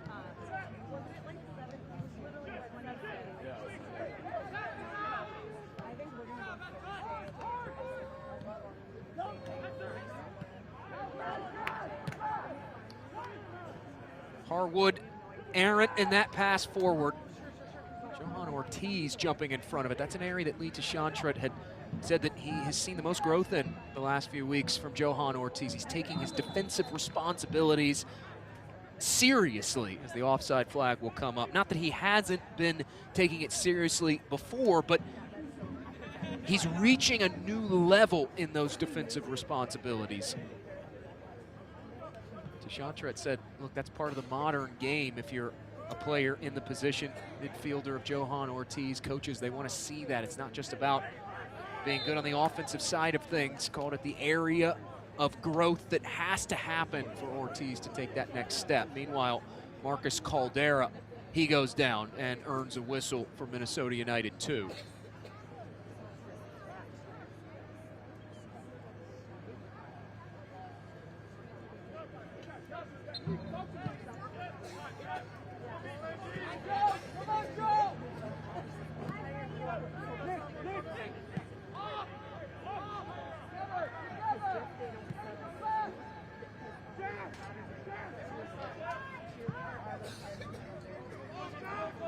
The diagonal ball ahead, finding the feet of Darius Randall. He wanted to lay it off. Looking for Hector Cruz, who instead sends a defender tumbling, which will draw a whistle from our center referee again and restarted by Sporting Kansas City 2. Mentioned the name Jeremy Hall a few minutes ago. That was something that Fernando Adi has made a point to reiterate, of wanting to build on the foundation laid last season by Hall and that Minnesota United team. Reached the Western Conference Final. It is a tight race in the West. Out in behind, it's Akoba. Perkins comes out, and Akoba makes it 2 on the night and pulls SKC 2 back within 2.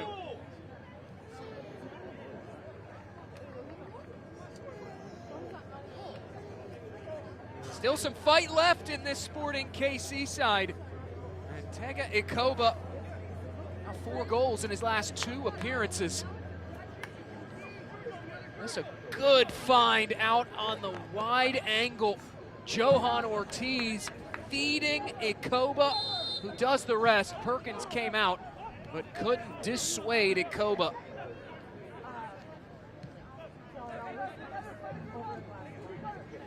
Scoring for Sporting Kansas City 2 in the 82nd minute. Number 37, Tega Ikoba.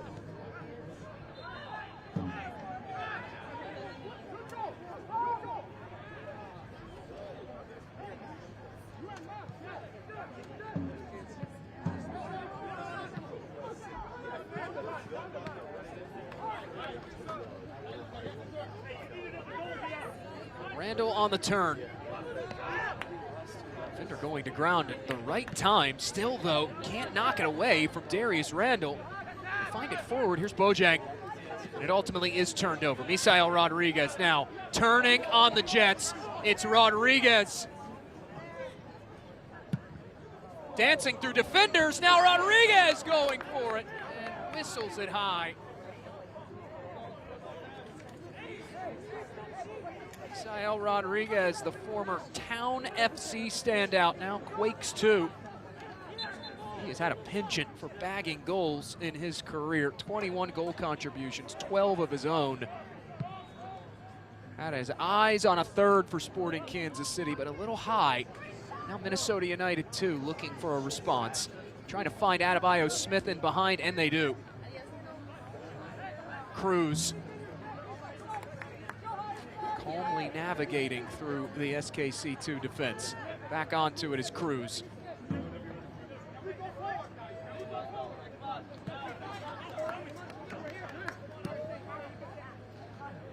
Bojang rolled ahead. There's Darius Randall. Randall trying to round the corner, plays it central. Immediately cleared out by SKC2. Now Akoba will nod it down. Dirksen can't run onto it though.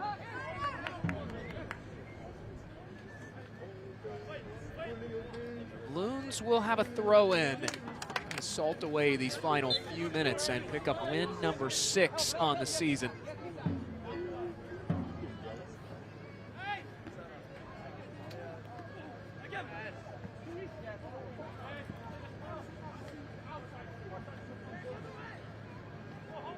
Randall trying to shuffle back out wide, couldn't shake free.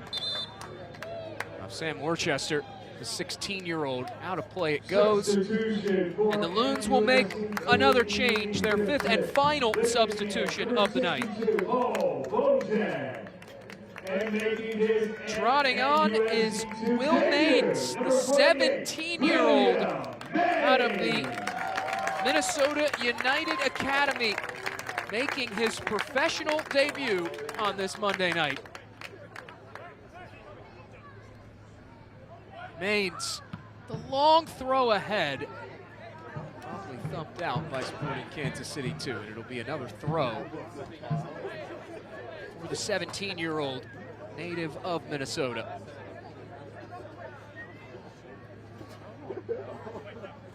Long toss ahead, glanced along, trying to find Caldera once more. Here's Akoba, tangled up. Now defender going in, that's Maines.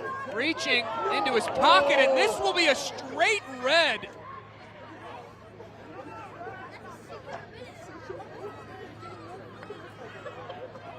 Quite literally a minute after coming on, Will Maines will go right off. He can't believe it. Red card ejection issued to MNUFC2's number 48, William Maines. Keep an eye right here, bottom of your screen. Akoba and Maines going for it. Akoba had half turned a little bit as Maines went in. Soccer people. And from at least Braden Frey's vantage point, with Akoba half turned his back toward the center referee, that challenge from Will Maines probably looked a bit more reckless than Maines meant it to.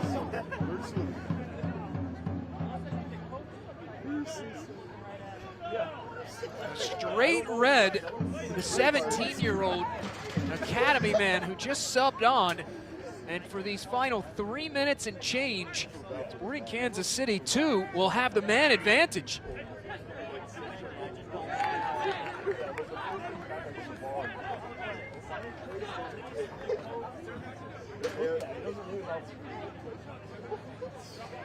Worcester couldn't hold on to the pass, and out it goes. Change of possession will occur via the throw-in. Minnesota United's coaching staff there on the bottom of the screen still arguing their case with the 4th official.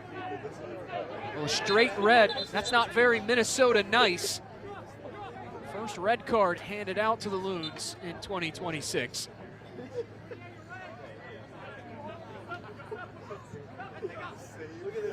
The nicest rivalry in sports is taking quite the turn here over these last handful of minutes. As Dirksen able to push it past one defender.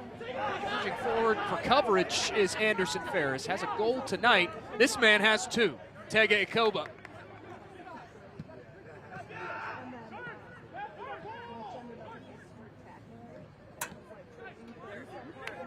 Knocked free by Minnesota United. Well, the notion that Sporting Kansas City and Minnesota United is the nicest rivalry in sports, it is a bit of a tongue-in-cheek nickname for this matchup.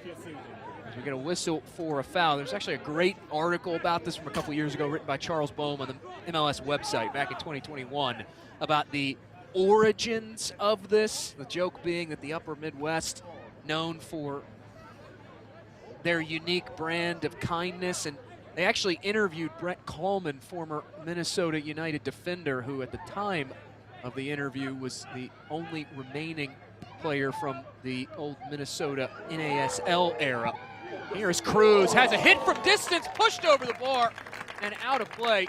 It'll be a corner for Minnesota United, but he recalled the first ever meeting as Cruz drills this toward goal and draws a fine save from Jack Courtcamp. Brent Coleman, he recalled the first ever meeting in a preseason match back in 2014 in Arizona between the teams, where there were about 3 or 4 fights between Minnesota and Sporting Kansas City. So wink, wink, nudge, nudge. Nicest rivalry in sports. They go the short route on this set piece, the Loons do. Here's Caldera, they're bunching up. Randall ultimately dragged down.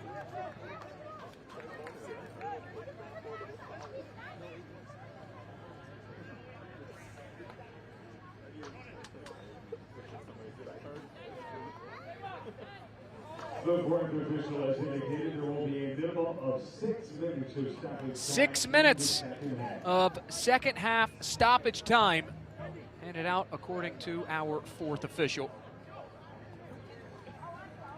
If you're Sporting Kansas City too, that means plenty of opportunities, especially being up a man, to perhaps claw your way back into this one. Maybe try to steal a point here in the dying embers of this contest. We do get a whistle for a foul against Minnesota United, and that will end things, at least from the Loons' perspective.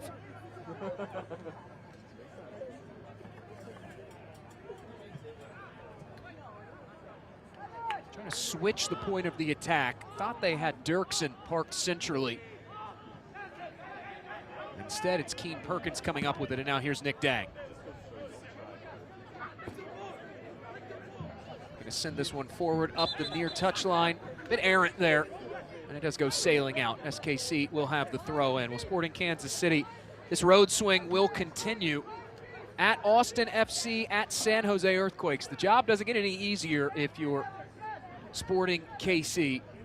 You get 2 teams in the top 6 of the Western Conference table. San Jose Earthquakes right now 6th in the Western Conference table.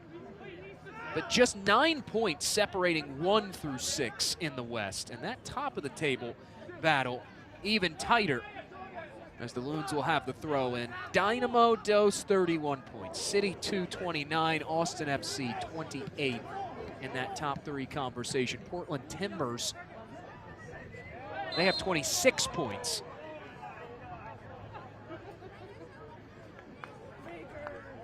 Marcus Caldera goes down.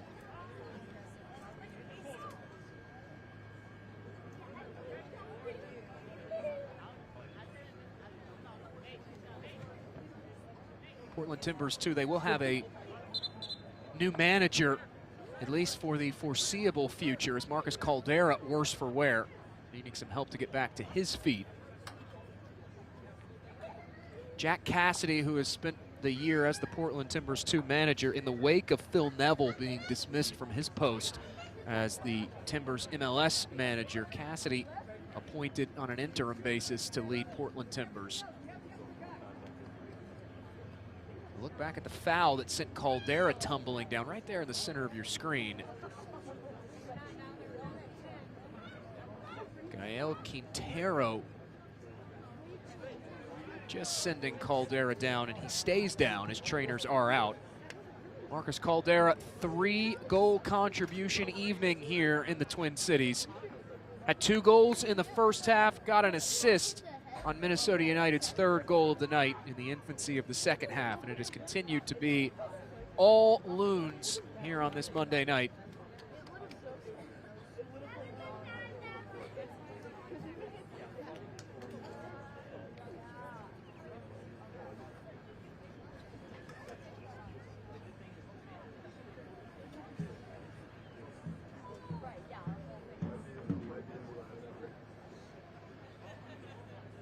Marcus Caldera, the 20th overall pick in the 2024 Super Draft by Minnesota United, elected to go back to college for his senior season, where he was an All-American in 2023 at West Virginia under the guidance of Dan Stratford. Caldera really breathing some new life into that West Virginia Mountaineers program that at one time was led by Former MLS Next Pro coach Marlon LeBlanc, who at the time was Philadelphia Union 2 manager, led them to an Eastern Conference title, ultimately falling in the 2024 MLS Next Pro Cup final against North Texas. Caldera back to his feet, walking off under his own power, but you see a bit hobbled there.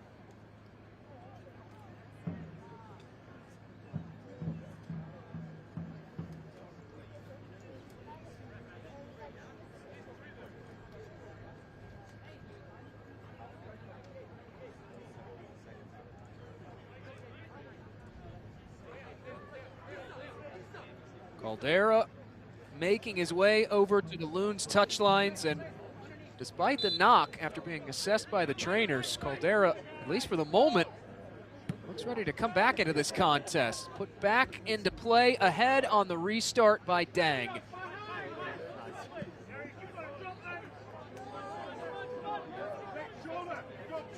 Building is Sporting Kansas City 2. Sliding down to knock that one out of play is Anderson Ferris, just disrupting the build. And SKC2 will have the throw in.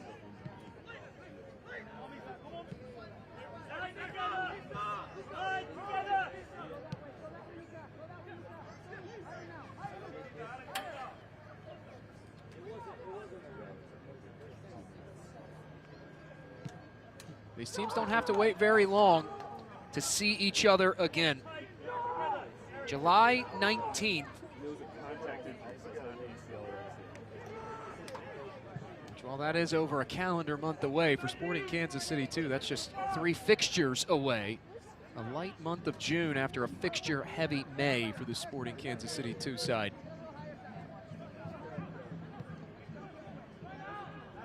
It's 7 fixtures in the month of May. This service in toward Akoba, headed high and away.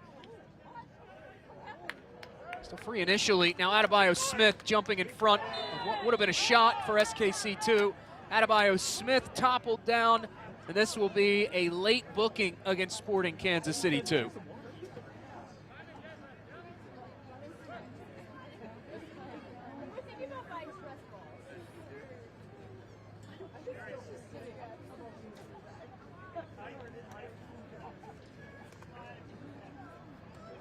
SKC2, they showed some flashes at the end of the opening 45 of being able to pull back level into this contest as Gael Quintero shown yellow for that foul against Jordan Adebayo Smith. But Minnesota United's offense just too much to overcome tonight.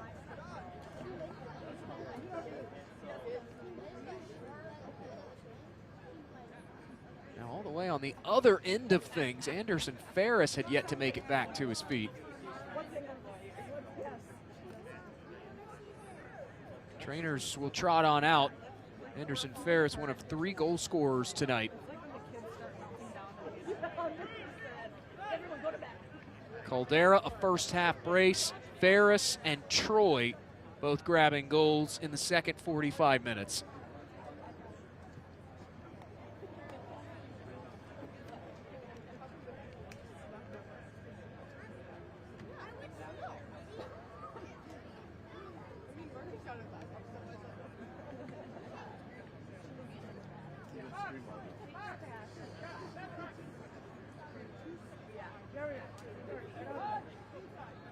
Minnesota United, they wanted to come into tonight. They wanted to defend home turf here at the National Sports Center. They have 2 wins and taken points in 4 of their 5 home matches, and they look in line for another home victory. SKC2, one last push here at the death. That cross goes sailing out off the deflection. It'll be a corner for Sporting Kansas City 2, and Johan Ortiz will take it.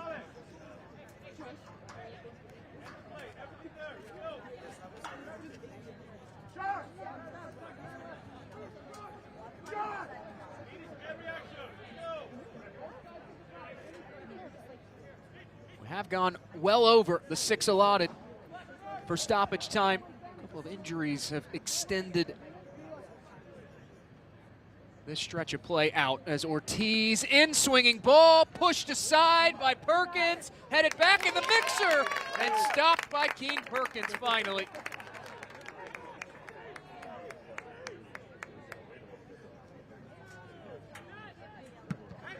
Perkins will boot this one away. Frey will check the watch, and SKC will toss it back in.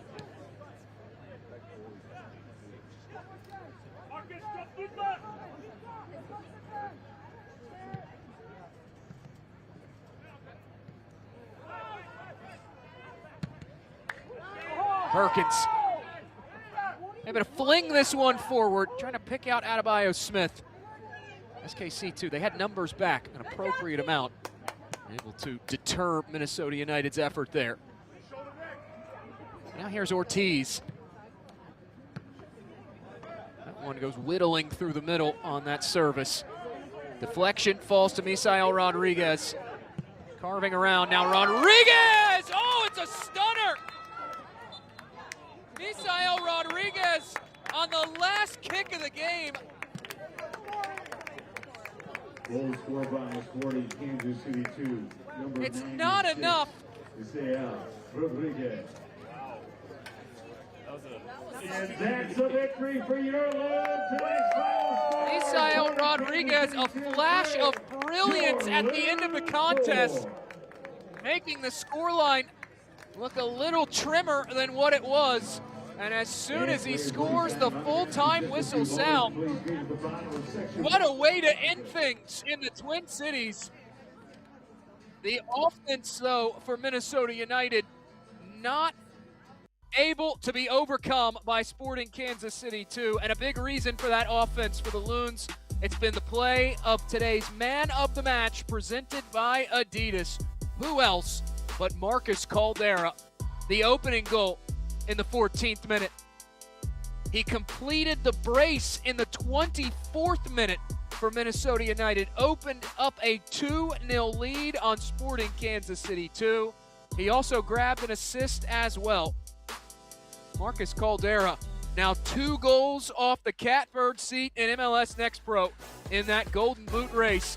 Caldera and Minnesota United, they'll be singing Wonderwall all night long in the Twin Cities. It's a victory for the Loons at home. First time since 2025, they've won back-to-back home fixtures. For our entire MLS Next Pro broadcast crew, I'm Jake Griffith. Once again, our final score, Minnesota United 4, SKC 3. Don't forget, you can watch MLS Next Pro all season long at MLSNextPro.com and OneFootball. Good night from Minneapolis, St. Paul.